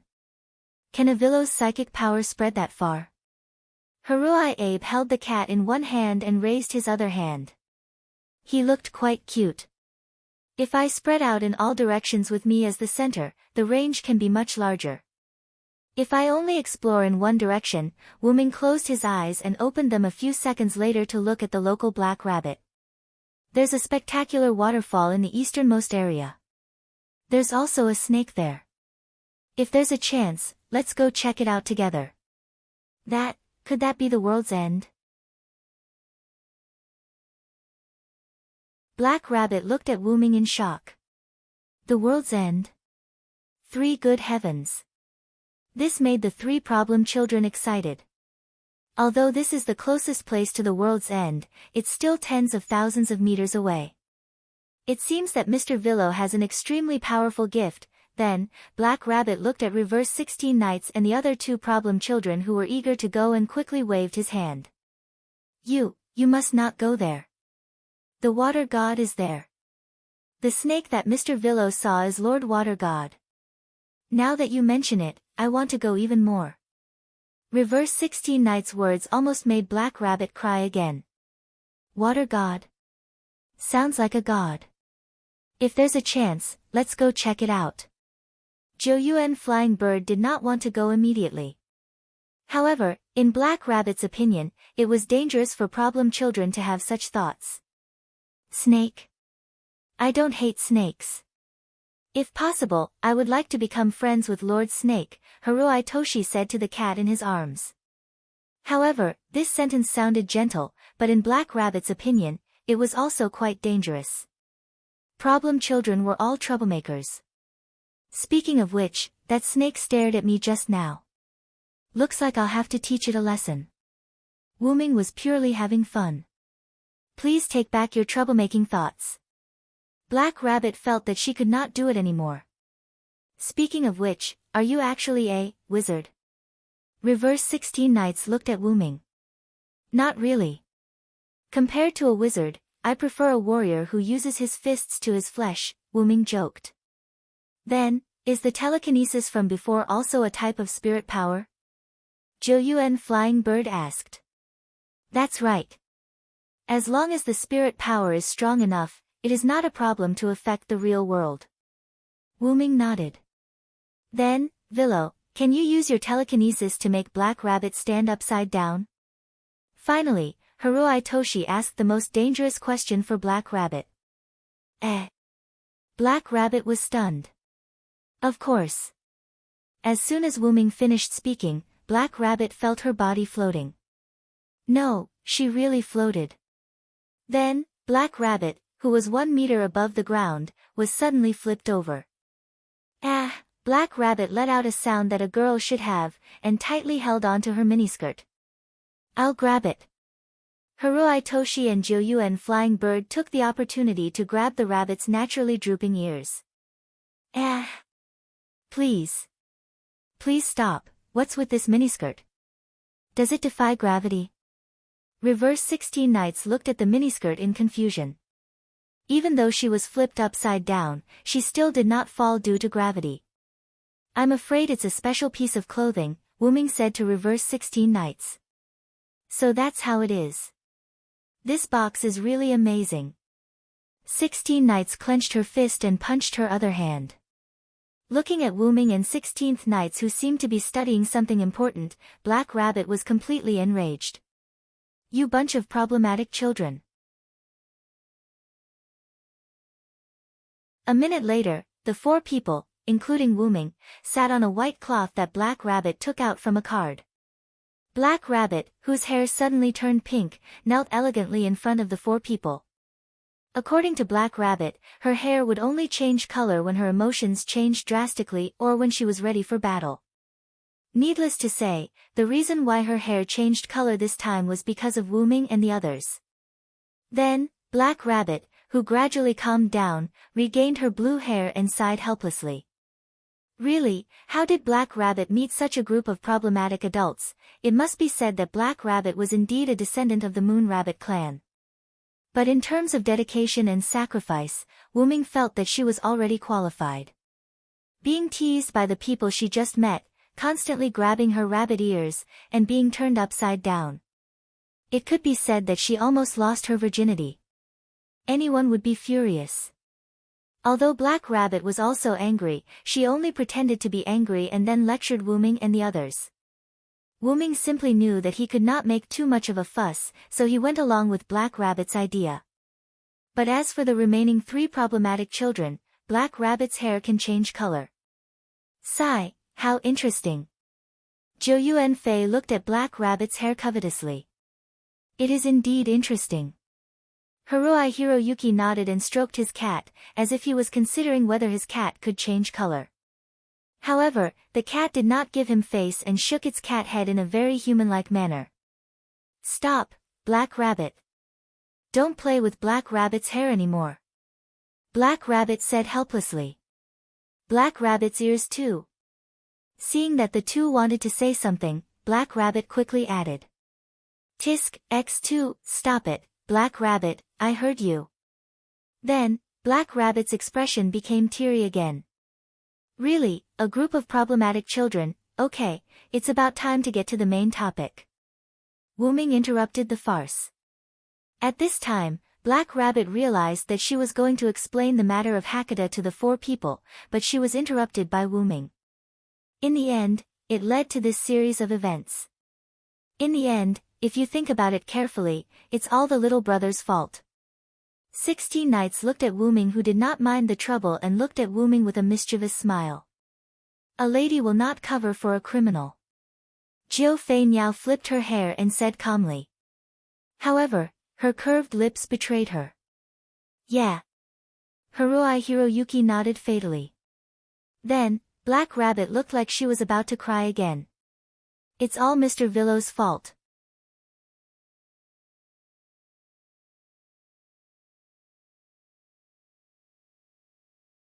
Chapter 570. Wu-Ming's apology calmed Black Rabbit down a little, although 16 Knights, Jiu Yuki, and Haruai Hikari were still unhappy. Then, let's not talk about our problem for now. Please explain this world first. Then, according to Wu-Ming's request, Black Rabbit began its original purpose, which was to explain the Suita world to the three. Actually, you've all discovered that you have magical abilities that are different from ordinary people. It's because of this ability that you've been invited to this courtyard world to participate in the gift game. After Black Rabbit finished speaking, Wu-Ming vaguely observed 16 Knights and the other two. 16 Knights still looked like a bad boy without any change, but Jiu Yuki and Haruai Hikari's expressions changed slightly. This meant that these two girls did indeed have abilities that were different from ordinary people. Actually, thinking about it, Wu-Ming excluded himself for now. Thinking about it carefully, whether it was 16 Knights who wanted to have a fight with Wu-Ming, or Jiu Yuki and Haruai Hikari who looked weak but were actually not that simple, the three of them were not as simple as they looked. Just from the fact that they did not panic in an unfamiliar environment, or even in a foreign world, one could see that the three of them were not ordinary people. It was because they were not ordinary people that 16 knights and the others could come to this world, or rather, they had the qualifications to be invited to this world. I'm afraid the so-called invitation is that letter. Wu Ming pondered.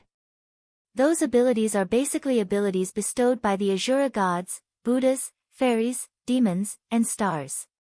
We call these abilities gifts, Black Rabbit continued. Wu Ming thought about this sentence for a while. Wu Ming was not from this world, but according to this statement, most of Wu Ming's abilities were indeed given by Asura gods, demons, fairies, stars, and other existences. And the gift game is a competition that uses gifts as a wager to compete. This world is a stage prepared for this. Black Rabbit said with a serious smile. Looks like she is very good at giving speeches. She has been a host many times. Wu Ming guessed. Since it's a competition, then anything can be gambled, right? Wu Ming interrupted Black Rabbit. Good question. Black Rabbit smiled. There are many types of bets. Not only can you bet on gifts, but you can also bet on gold coins, land, reputation, rights, and even the person itself. The more bets you put in, the more you will get. Isn't this a casino? Wu Ming complained in his heart. But I don't think it's as simple as you said, Black Rabbit. After all, this was the survival principle of a world. How could it be as simple as a casino? Wouldn't that be a mess? Yes, if you want to participate in the competition, you have to get permission from the organizer, hoster, or reach the standards set by the organizer, hoster, before you can participate. Then, the Black Rabbit closed one eye, tilted its head, and extended a finger, looking playfully at Wu Ming and the other three. As for the rewards, you have to fulfill the conditions set by the organizer, hoster, before you can get them. Then, the organizer, hoster, should be an existence that anyone can be as long as they can prepare the rewards. Wu Ming said. Yes, Mr. Villo is right. It seems that Mr. Villo has a very thorough understanding of box court. Black Rabbit smiled at Wu Ming. So that's how it is. To put it simply, this world is decided by the game, right? Wu Ming suddenly asked. According to Black Rabbit's explanation and Wu Ming's conclusion, it reminded Wu Ming of the other world where he gave the throne of the only god to the weakest god. The god of games, Tetu. Wu Ming guessed that 1,000 years later in that world, it would be similar to box court now. After all, it was the god of games. Wu Ming didn't even need to think to know what Tetu would do to that world. Well, in short, there won't be any war. It couldn't be said that Wu Ming understood Tetu. As a god born from Rick's wish, it was destined that he wouldn't be as violent as the other gods. Moreover, Rick's wish was to stop the war. Wu Ming believed that Tetu, born from Rick's faith, would definitely abide by this wish. Or rather, he would subconsciously abide by it. If that's the case, the bestowal tournament can also be considered a game. The lowest difficulty of the bestowal tournament is the simplest form of lottery. Then, Black Rabbit's face instantly darkened. Like a demon, he looked at Wu Ming and the other three sneakily. As for the highest difficulty, you'll have to face the Asura gods and Buddhas in a battle of life and death. Really? 16 knights suddenly jumped up. Yes, of course it's true, Black Rabbit said proudly. Black Rabbit didn't notice 16 knights' expression, and thought that he was frightened. Ha ha ha. That's great. The box court world is truly a beautiful place. 16 knights bumped his fists together with a look of extreme excitement. Black Rabbit was shocked. This situation doesn't seem right. Shouldn't it be, because it's too dangerous? Black Rabbit is asking for a safe and effective way to participate in the bestowal tournament while still being able to survive? Sounds like a good idea. You can only enjoy fun when there's danger. I gave up my wealth to come here. Wouldn't it be too boring if I stayed here peacefully? Zhou Yuan Flying Bird also had a not bad expression on his face. Even Miss Fei Niao was like this. Black Rabbit was close to being stunned. I just want to make friends. Haruhide Masaaki's words gave Black Rabbit a glimmer of hope. But since the two of them are excited, then I'll be the same. Alright, the Black Rabbit was completely dumbfounded. What kind of logic was this? But fortunately, Wuming didn't give Black Rabbit a fatal blow. I don't mind. Although I was invited, I'm only here to look for something. Wuming's words made Black Rabbit react. Speaking of which, Black Rabbit only sent out 3 letters. Why were 4 people summoned? 16 knights and the others didn't know this question. Only Wuming knew about it. I think your 3 letters should be inviting the 3 of them. As for my letter, it's not that simple. But this gave Black Rabbit a fright. Could it be that there's a community that invited Mr. Villo? But that shouldn't be. No, if that's really the case, then it's terrible. Could it be that Black Rabbit inadvertently stole people from other communities? Community. This gave Wuming a good piece of information. Wuming guessed that it might be the name of an organization in this world, just like the Magic Association in the Godslayer world. But thanks to this information, Wuming could more or less guess the reason why Black Rabbit summoned 16 knights and the others back and treated Wuming and the others so kindly. Looking at Black Rabbit's worried look, it was obvious that Black Rabbit's community wasn't strong, or rather, super weak, so it was afraid of disputes with other communities. And Black Rabbit summoned talents from another world to supplement the community's strength. From Black Rabbit's hesitation after guessing that it was Wuming who was summoned by other communities, it could be seen that this kind of thing wasn't common. It could be guessed that there shouldn't be any other communities that needed to invite people from another world to supplement their strength. In addition, Wuming said that the invitation of 16 knights and the others was related to Black Rabbit, and Black Rabbit's mood was slightly low. It could be said that Wuming's guess was very close. Combining all the guesses, it was that Black Rabbit's community might be very weak, or it might be the weakest, so it urgently needed to supplement its strength, which was why it used such an extreme method. After all, if the invited people didn't want to join Black Rabbit's community, then Black Rabbit's invitation would be wasted. Wuming didn't think it was easy to invite people from another world. Perhaps it was easy for those powerful communities, but Wuming felt that it might be extremely difficult for Black Rabbit's community. Don't worry, I wasn't invited by other communities. I came for other reasons. Wuming's words calmed Black Rabbit, whose hair had changed color due to fear and worry.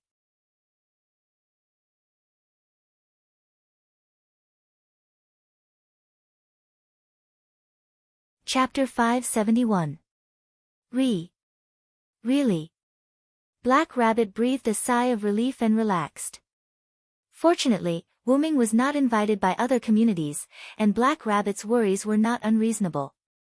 After all, no matter where it was, as long as it was related to benefits, it would easily lead to disputes, battles, and even deaths. And with the level of mental power Wuming displayed before, even in this world, he was a talent that was highly sought after. Wuming could imagine that if Wuming was really summoned by other communities, then after that community knew that Black Rabbit did something similar to poaching, they would definitely go against Black Rabbit's community. After all, when coming to an unfamiliar place, people often tended to be close to the first friendly force they met. If Wuming joined Black Rabbit's community because of this, then the community that invited Wuming to this world would definitely not give up. And because Black Rabbit's community was in the wrong, coupled with the fact that they were weak, even if they did not die, they would lose a layer of skin. But all of this was based on the fact that Wuming was invited by other communities. Then, Wuming looked at Black Rabbit who was patting her full chest with a relaxed expression. Then, combined with the community you mentioned, it's almost time to start talking about the problem of your community, Black Rabbit. Wuming's words made Black Rabbit who had just relaxed her delicate body tremble, and she was stunned on the spot. Black Rabbit knows. Black Rabbit said with a gloomy expression. If you want to participate in the gift competition in this world, you must join a force called the community. Could it be a force like the Mafia? This sentence was inexplicably appropriate when it came from the seemingly delinquent 16 knights. No. It's not that kind of evil organization. Just like Black Rabbit's community, it's like a home. Black Rabbit looked at 16 Nights angrily. I'm just kidding, 16 Nights responded with a smile, but there was a trace of seriousness in his eyes. At this moment, Black Rabbit, who was running around for home, no longer had the right to be teased. I think everyone here should roughly understand. Please continue, Black Rabbit. Gyo Asuka looked at Wuming, 16 Nights Reverse, and Haruai Hiroyuki. Seeing that no one had any objections, he signaled Black Rabbit to continue. After all, what he was going to talk about next was probably the community of black rabbits. Introducing his own home was a very important thing. Then, the black rabbit lowered its head slightly, as if it was thinking about its language. Wuming guessed that Black Rabbit was considering how to convince them to join the black rabbit community. Then, Wuming spoke. Please raise your head, Black Rabbit. Wuming not only made the black rabbit raise its head, but it also attracted the attention of the three problem children. Let me say this first. I won't refuse to join someone just because their community is weak. Wuming's words stunned Black Rabbit. By the way, I'm the same. 16 Nights responded to Wuming's words with a wicked smile. Mr. 16 Nights. Black Rabbit looked at 16 Nights Reverse emotionally. I gave up a lot of money to come here. If the community I'm going to join is too good, I won't want to join. Gyo Asuka flicked her hair and said elegantly. Miss Asuka. Black Rabbit looked at Gyo Asuka even more emotionally. I just want to make friends. Then, Haruai Hiroyuki looked at Wuming, 16 Nights Reverse, and Gyo Asuka. But since they all said so, then I'll join them. Miss Asuka. Although this reason made people feel helpless, Black Rabbit was still very grateful. Wuming looked at the three problem children in surprise. Through these words, Wuming could see that the three problem children had also guessed the purpose of Black Rabbit inviting people from another world. But Wuming was not surprised. Anyone who was slightly smarter, after seeing Wuming beat around the bush and Black Rabbit's various actions, could more or less guess Black Rabbit's purpose. Therefore, Wuming was not surprised that the three of them guessed Black Rabbit's purpose. But Wuming was quite concerned about what they said. But thinking about it carefully, it was not strange for problem children to say such things. Everyone. Thank you so much. Black Rabbit's eyes were filled with tears as he bowed 90 degrees to Wuming and the other three. Then, the three problem children did not let down their title of problem children. Wuming even suspected that this was the three problem children's tactic of loosening the reins only to grasp them better. It's too early to thank me. I just won't directly refuse to join, I didn't say that I would join. Black Rabbit looked at 16 Nights Reverse blankly. I just don't want to join a community that's too good.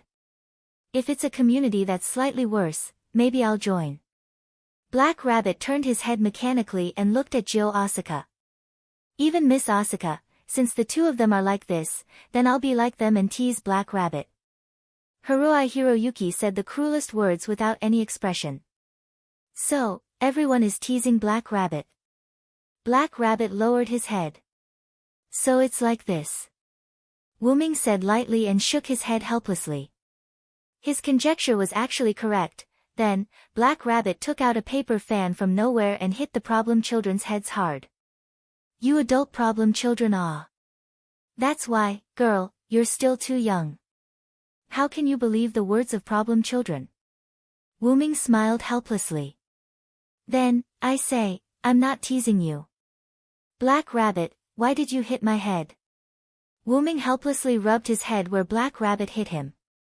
Because this topic was brought up by Mr. Villo. Black Rabbit can see that Mr. Villo is also an adult problem child. Black Rabbit puffed up his cheeks and said angrily. Good job. Times 2 Gyo Asuka and Haruai Hiroyuki gave Wuming a good job gesture. This made Wuming feel his head hurt, although it didn't hurt. When Wuming thought about how he was classified as a problem child by Black Rabbit, he inexplicably felt a trace of sadness. Alright, little brother, you should know that we're in this together. 16 Nights put his arm around Wu Ming's shoulder and said generously. Should I have left immediately after coming to this world? These 3 guys won't die from the fall anyway. Wu Ming was speechless. Wu Ming even started to suspect that these 3 guys didn't guess the situation of Black Rabbit's community through Wu Ming's beating around the bush and Black Rabbit's behavior, but purely to tease Black Rabbit, but of course, that was a joke. Then, Black Rabbit, can you tell us why you invited us? Jio Asaka finished speaking and straightened his body, looking quite serious. Not only Jio Asaka, but Haruai Hiroyuki and 16 Nights also became serious. So you guessed it already. Wu Ming chuckled lightly and also began to get serious. Speaking of which, Wu Ming felt that he had been very serious all along. You don't have to hide it, Black Rabbit. Compared to being tricked into a weak community, I think they're more willing to take the initiative to join a weak community.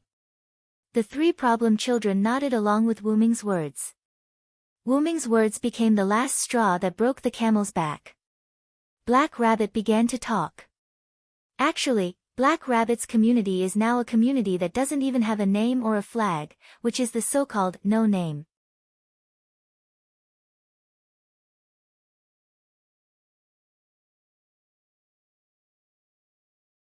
Chapter 572. Black Rabbit told everyone about her community's situation in one breath.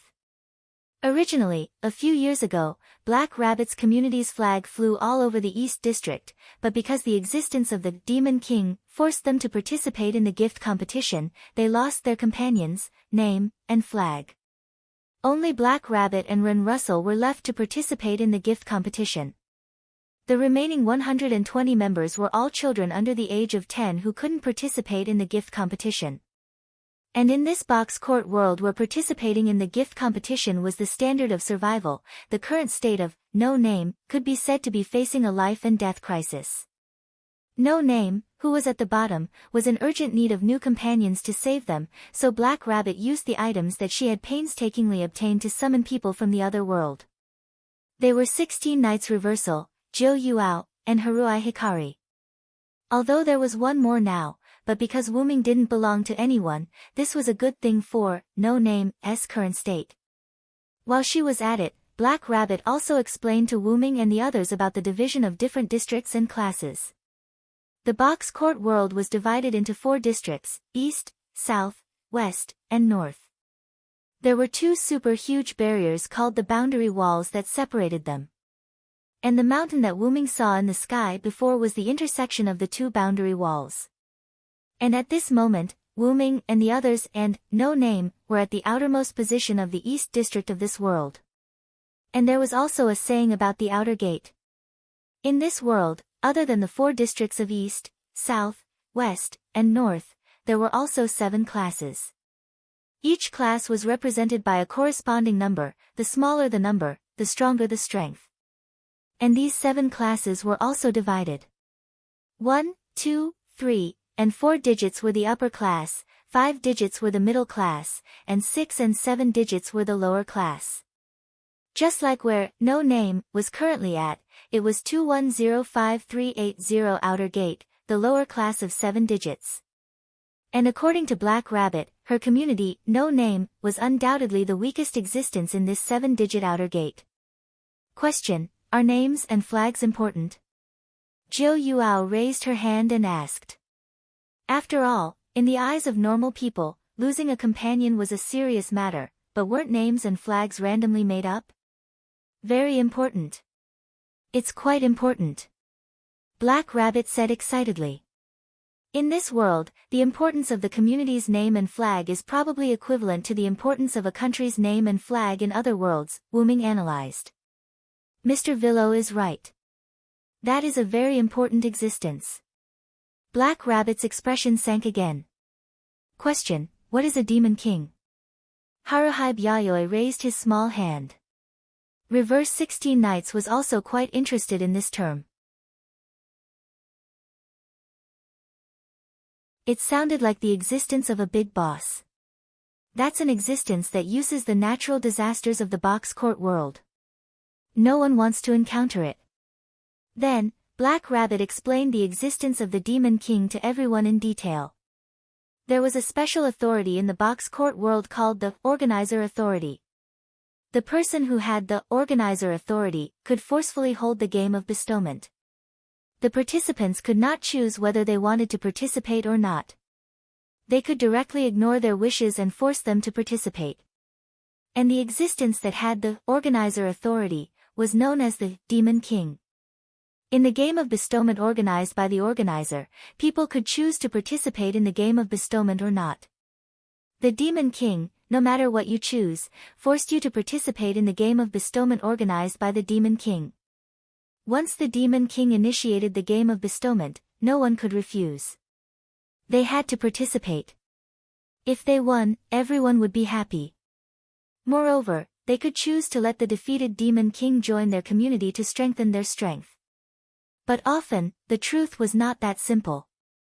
Demon Kings were basically powerful existences. The top target of the Demon Kings was also a community that the Demon King judged could not defeat in the gift competition. After all, the Demon Kings could not challenge a community that was much stronger than them. That would be no different from sending themselves to their deaths. But this also meant that if a community was targeted by the Demon King, there was basically no chance of survival. That was how Black Rabbit's community, No Name, was dragged into the game of bestowment by the Demon King. Then, it was defeated overnight and its companion, name, and flag were taken away. Then, why not disband the current community and form a new one with a name and flag? Reverse 16 Knights asked. After all, according to Black Rabbit's introduction, the game of bestowment did not say that this could not be done. 16 Knights' meaning was very simple. Only by forming a new community with a name and flag could Black Rabbit's No Name survive. I'm afraid it's not that simple. Wu Ming retorted. Establishing a new community, other than having a name and flag, was exactly the same as no name in other aspects. No companions, no talents, and the people in this area knew that this new community was the former No Name. Therefore, it was basically impossible for them to join this new community formed after No Name was disbanded. And according to Wu Ming's guess, the tool to summon people from another world was not something that could be seen casually. Otherwise, Black Rabbit would not have only used it now. Instead, it used it after No Name was invaded by the Demon King. All in all, even if a new community is established, No Name is still No Name. It's just a no name with a layer of skin over it. Its essence will not change.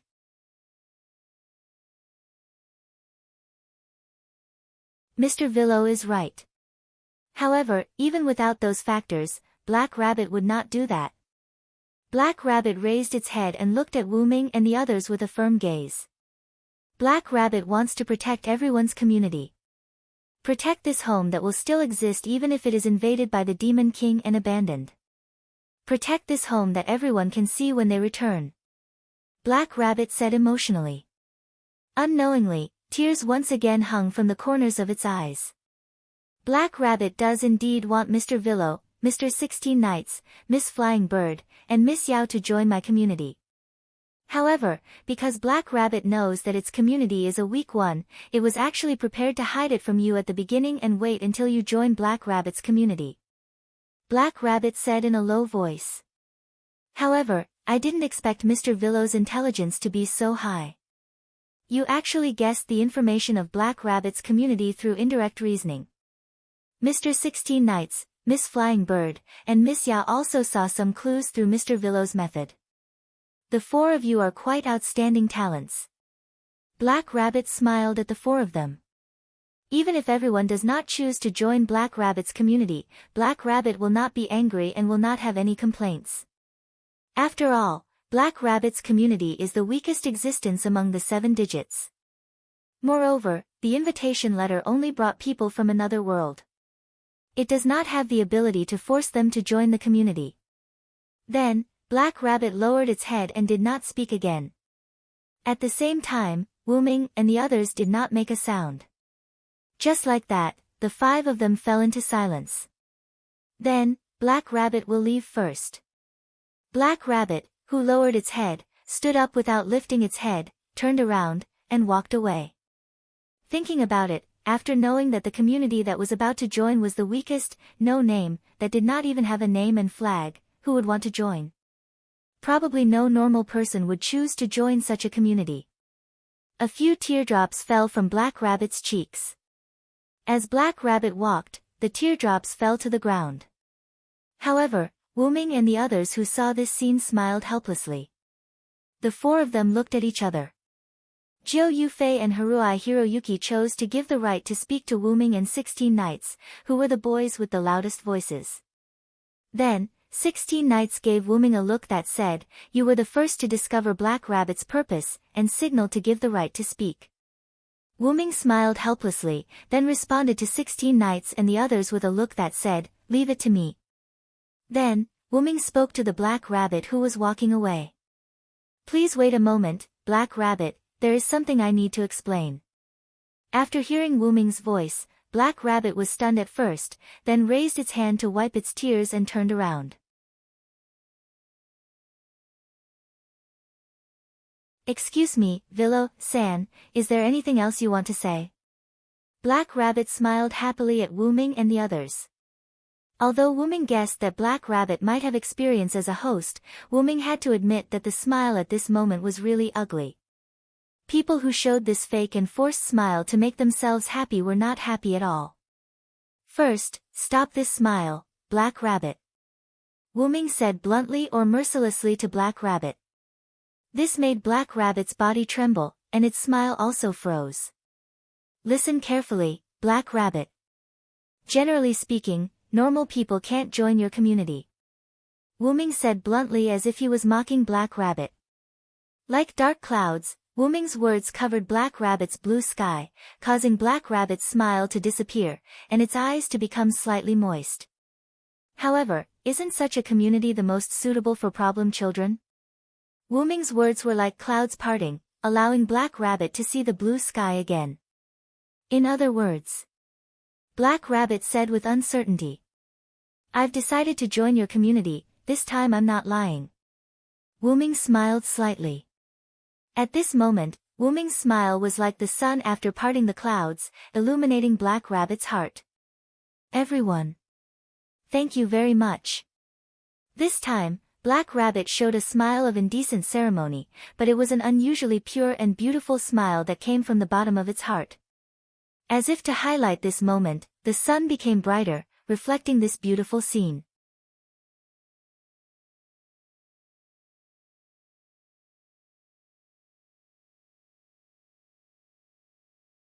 Chapter 573. The Black Rabbit was quite happy at this moment, but someone had to come out to tease the Black Rabbit at this time. "Wait a moment, Black Rabbit. The one who wants to join is just a little brother." A frivolous smile appeared on 16 Knights' face. "Indeed, I didn't say that I wanted to join." Jiu Fei Niao looked at Black Rabbit with a teasing gaze. However, the person he hated the most was still Haruhibu Yaichi. "I don't have any objections, but since that's the case, I'll just follow the two of them." Hearing the words of these three problem children, Black Rabbit was stunned on the spot, and its bright smile froze. Everyone must be joking." At this moment, Black Rabbit did not know what expression he should use to face these problematic children. "Yeah, I was just kidding." Three very clearly, Black Rabbit was played again. "You problematic children." Although the place where Wu Ming and the others were summoned was the 2105380 Outer Gate in name, there was only a large forest there.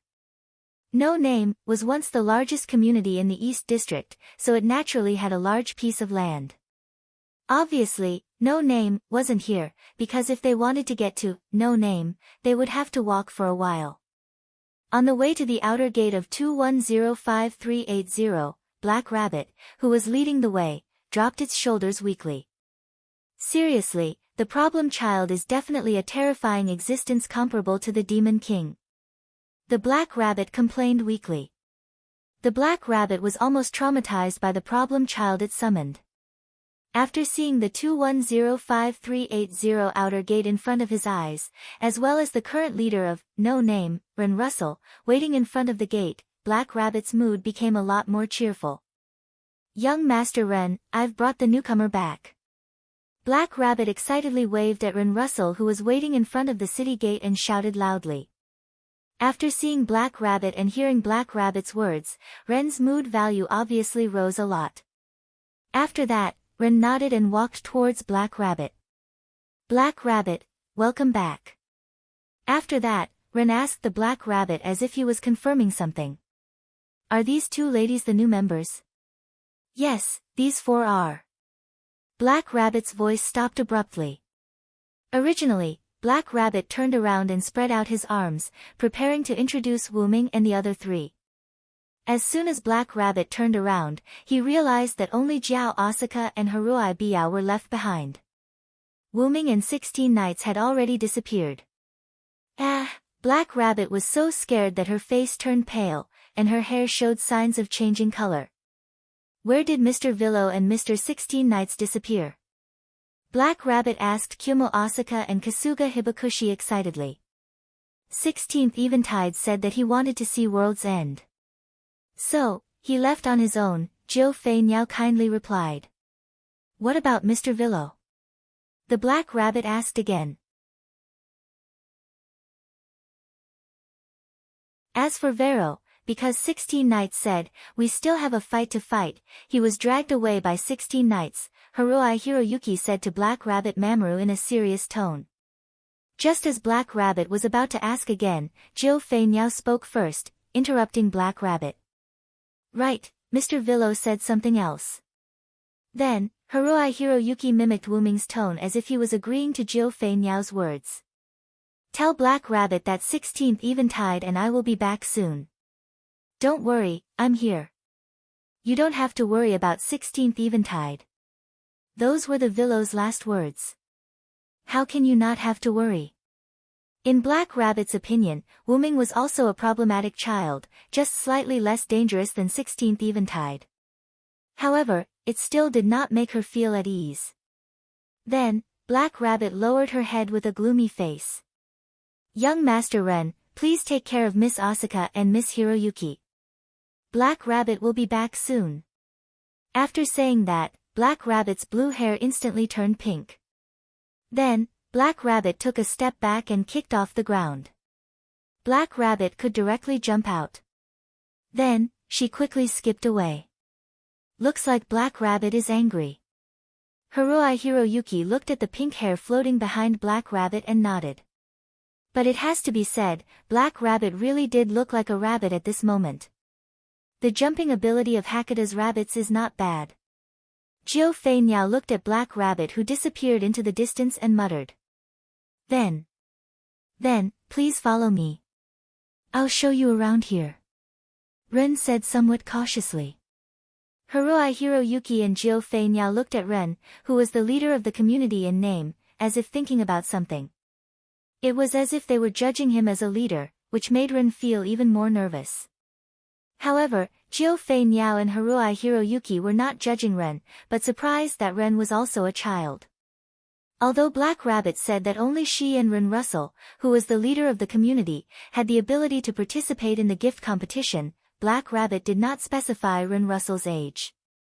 Wren Russell was more than 10 years old, but he was probably only 11 or 12 years old.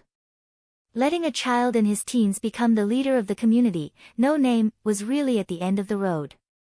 That. Miss Hiroyuki, is there any other problem? Ren mustered up his courage and asked. Only then did Jiu Fei Niao and Haruai Hiroyuki recover. After all, staring at someone was very rude. Sorry for being rude. Then, Ren-kun, let's go. After Jiu Fei Niao said that, Haruai Hiroyuki nodded his head. Wren Russell, who was feeling extremely nervous, breathed a sigh of relief. Then, Ren led Jiu Fei Niao and Haruai Hiroyuki through the city gate. On the other side, Reverse 16 Knights and Wuming, one on the ground and one on the sky, were moving towards the east at an extremely fast speed. Behind Reverse 16 Knights was a cloud of dust that was stirred up by the running. The reason for that was because Reverse 16 Knights and Wuming had made a bet to see who could reach World's End first. Originally, Wu-Ming was worried that 16 knights would not be able to reach world's end before nightfall. However, don't worry about me, little brother. I am very strong. Be careful not to fall, Reverse 16 Knights said as he cast a provocative look at Wu-Ming. After hearing those words from Reverse 16 Knights, Wu-Ming realized that the person before him was not an ordinary person. However, Reverse 16 Knights had not displayed any special abilities in front of Wu-Ming. He had only displayed his intellect. Thus, Wu-Ming had subconsciously assumed that Reverse 16 Knights was a wise man type of character. Reverse 16 Knights' words did not sound like a bluff at all. Thus, Wu-Ming began guessing Reverse 16 Knights' abilities. However, it was better to see it for himself. Since the other party was so confident, Wu-Ming made up his mind. I will not go easy on you, delinquent 16th Knights. As a result, Wu-Ming used his mental power to fly up and flew a short distance in an instant. Afterward, Wu-Ming turned back with the idea of seeing Reverse 16 Knights' abilities. As a result, Wu-Ming saw that Reverse 16 Knights had caught up with him like an ordinary person running. This caused Wu-Ming to be greatly shocked. Then, the scene from before appeared. Wu-Ming and Reverse 16 Knights, one in the sky and one on the ground, were moving toward the east at almost the same speed. Now, Wu-Ming knew that Reverse 16 Knights had caught up with Wu-Ming by running on the ground. There was no special ability. Could it be an ability like physical enhancement? Wu-Ming guessed. However, Wu-Ming felt that it was not that simple. Therefore, Wu-Ming increased his flying speed by a lot. The air seemed to explode, producing an explosive sound. That was a sonic boom. By a conservative estimate, Wu-Ming's current flying speed was at least 10 kilometers per second. Even so, Reverse 16 Knights was still able to easily catch up with Wu-Ming. In fact, he had even surpassed Wu-Ming to arrive before Wu-Ming. What is it, little bro? Is that all you have? If you continue like this, you will lose, Reverse 16 Knights said without turning back. Additionally, he increased his flying speed. Wu-Ming looked ahead. It was a miraculous natural scene. Countless trees had stopped growing before him. Instead, they were replaced by a large body of water. There was a cliff that was higher than Wu-Ming and Reverse 16 Knights. A waterfall that was more spectacular than any other waterfall flowed down from the cliff. The waterfall flowed down from the cliff into a bottomless abyss. That was probably world's end. Indeed, if Wu-Ming were to continue like this, he would lose this little bet. How can that be all you have? Wu-Ming revealed a smile. Due to Reverse 16 Knights' provocation. In an instant, Wu-Ming's flying speed increased by another notch. Wu-Ming exerted a force through the air and the air behind Wu-Ming was repelled, creating a temporary vacuum. Instantly, Wu-Ming and Reverse 16 Knights' figures smashed into the body of water. Boom!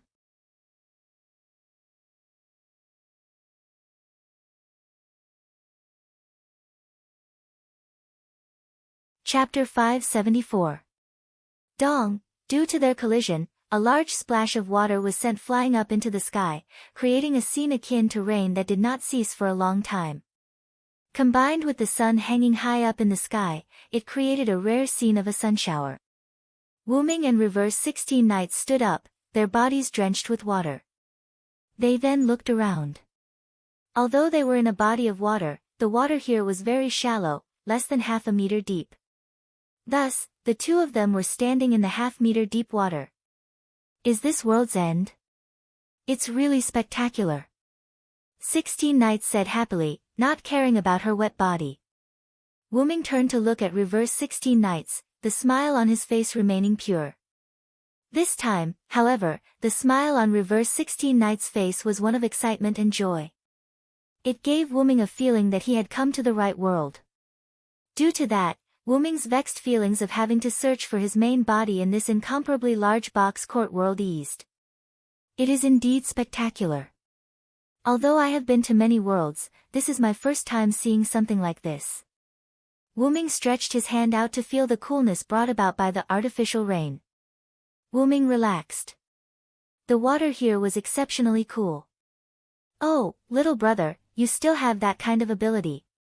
16 Knights looked at Wu Ming with a chuckle. I am not a human, after all.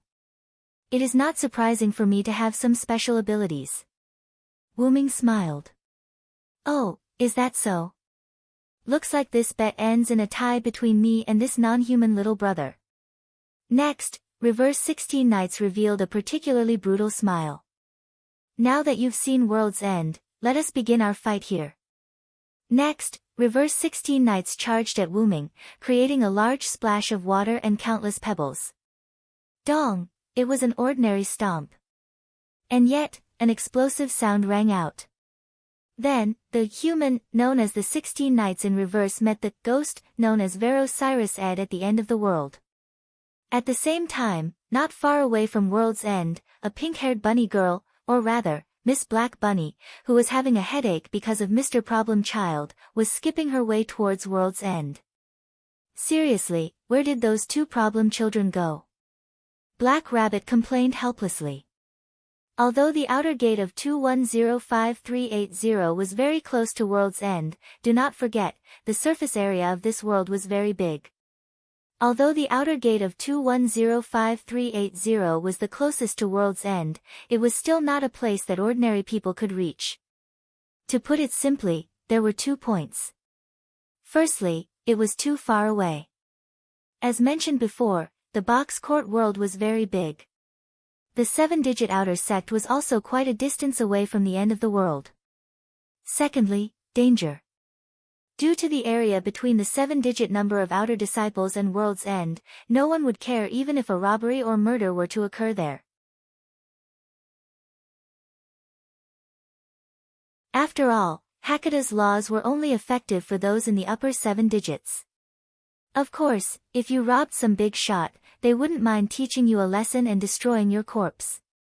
No, it would be more accurate to say that even if you were in the lower 7 digits, as long as no evidence of your crime could be found, nothing could be done about it.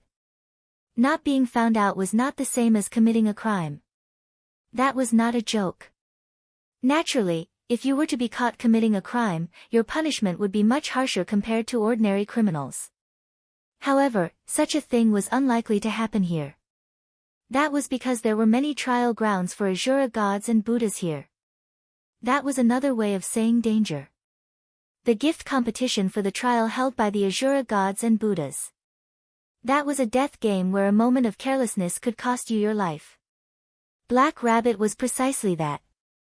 If those Asura gods and Buddha's flowery words deceived us into participating in the gift competition, that would be terrible. Black Rabbit said worriedly as she moved forward.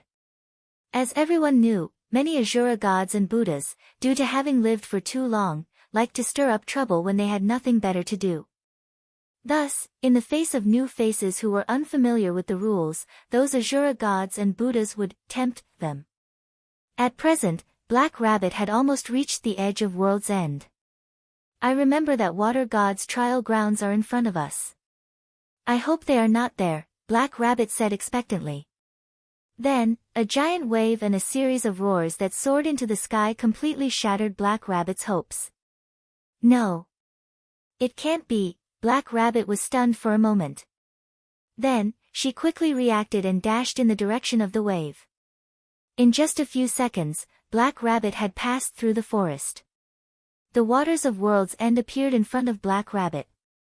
Including the figures of Wu Ming and Reverse 16 Knights who were soaked in the rainwater formed by the waves, and in between the two of them, the figure of a huge unconscious whitewater snake. Hey! Hey hey hey! Faced with such a scene, Black Rabbit was stunned at first. Then, she let out a startled cry. Yo, isn't this Black Rabbit? Why did you change color? Reverse 16 Knights asked without any self-awareness. Black Rabbit, you must have run around without permission.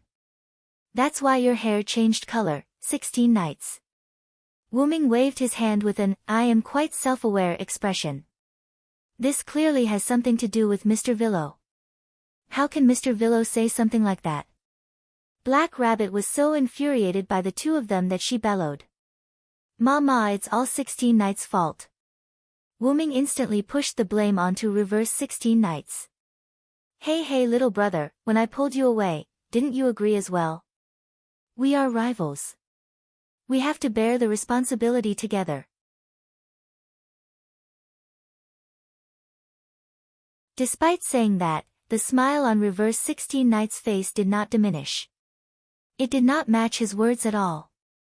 By the way, what are you two doing here? Black Rabbit said, giving up on herself. Isn't it obvious? Come with me to World's End and have a look.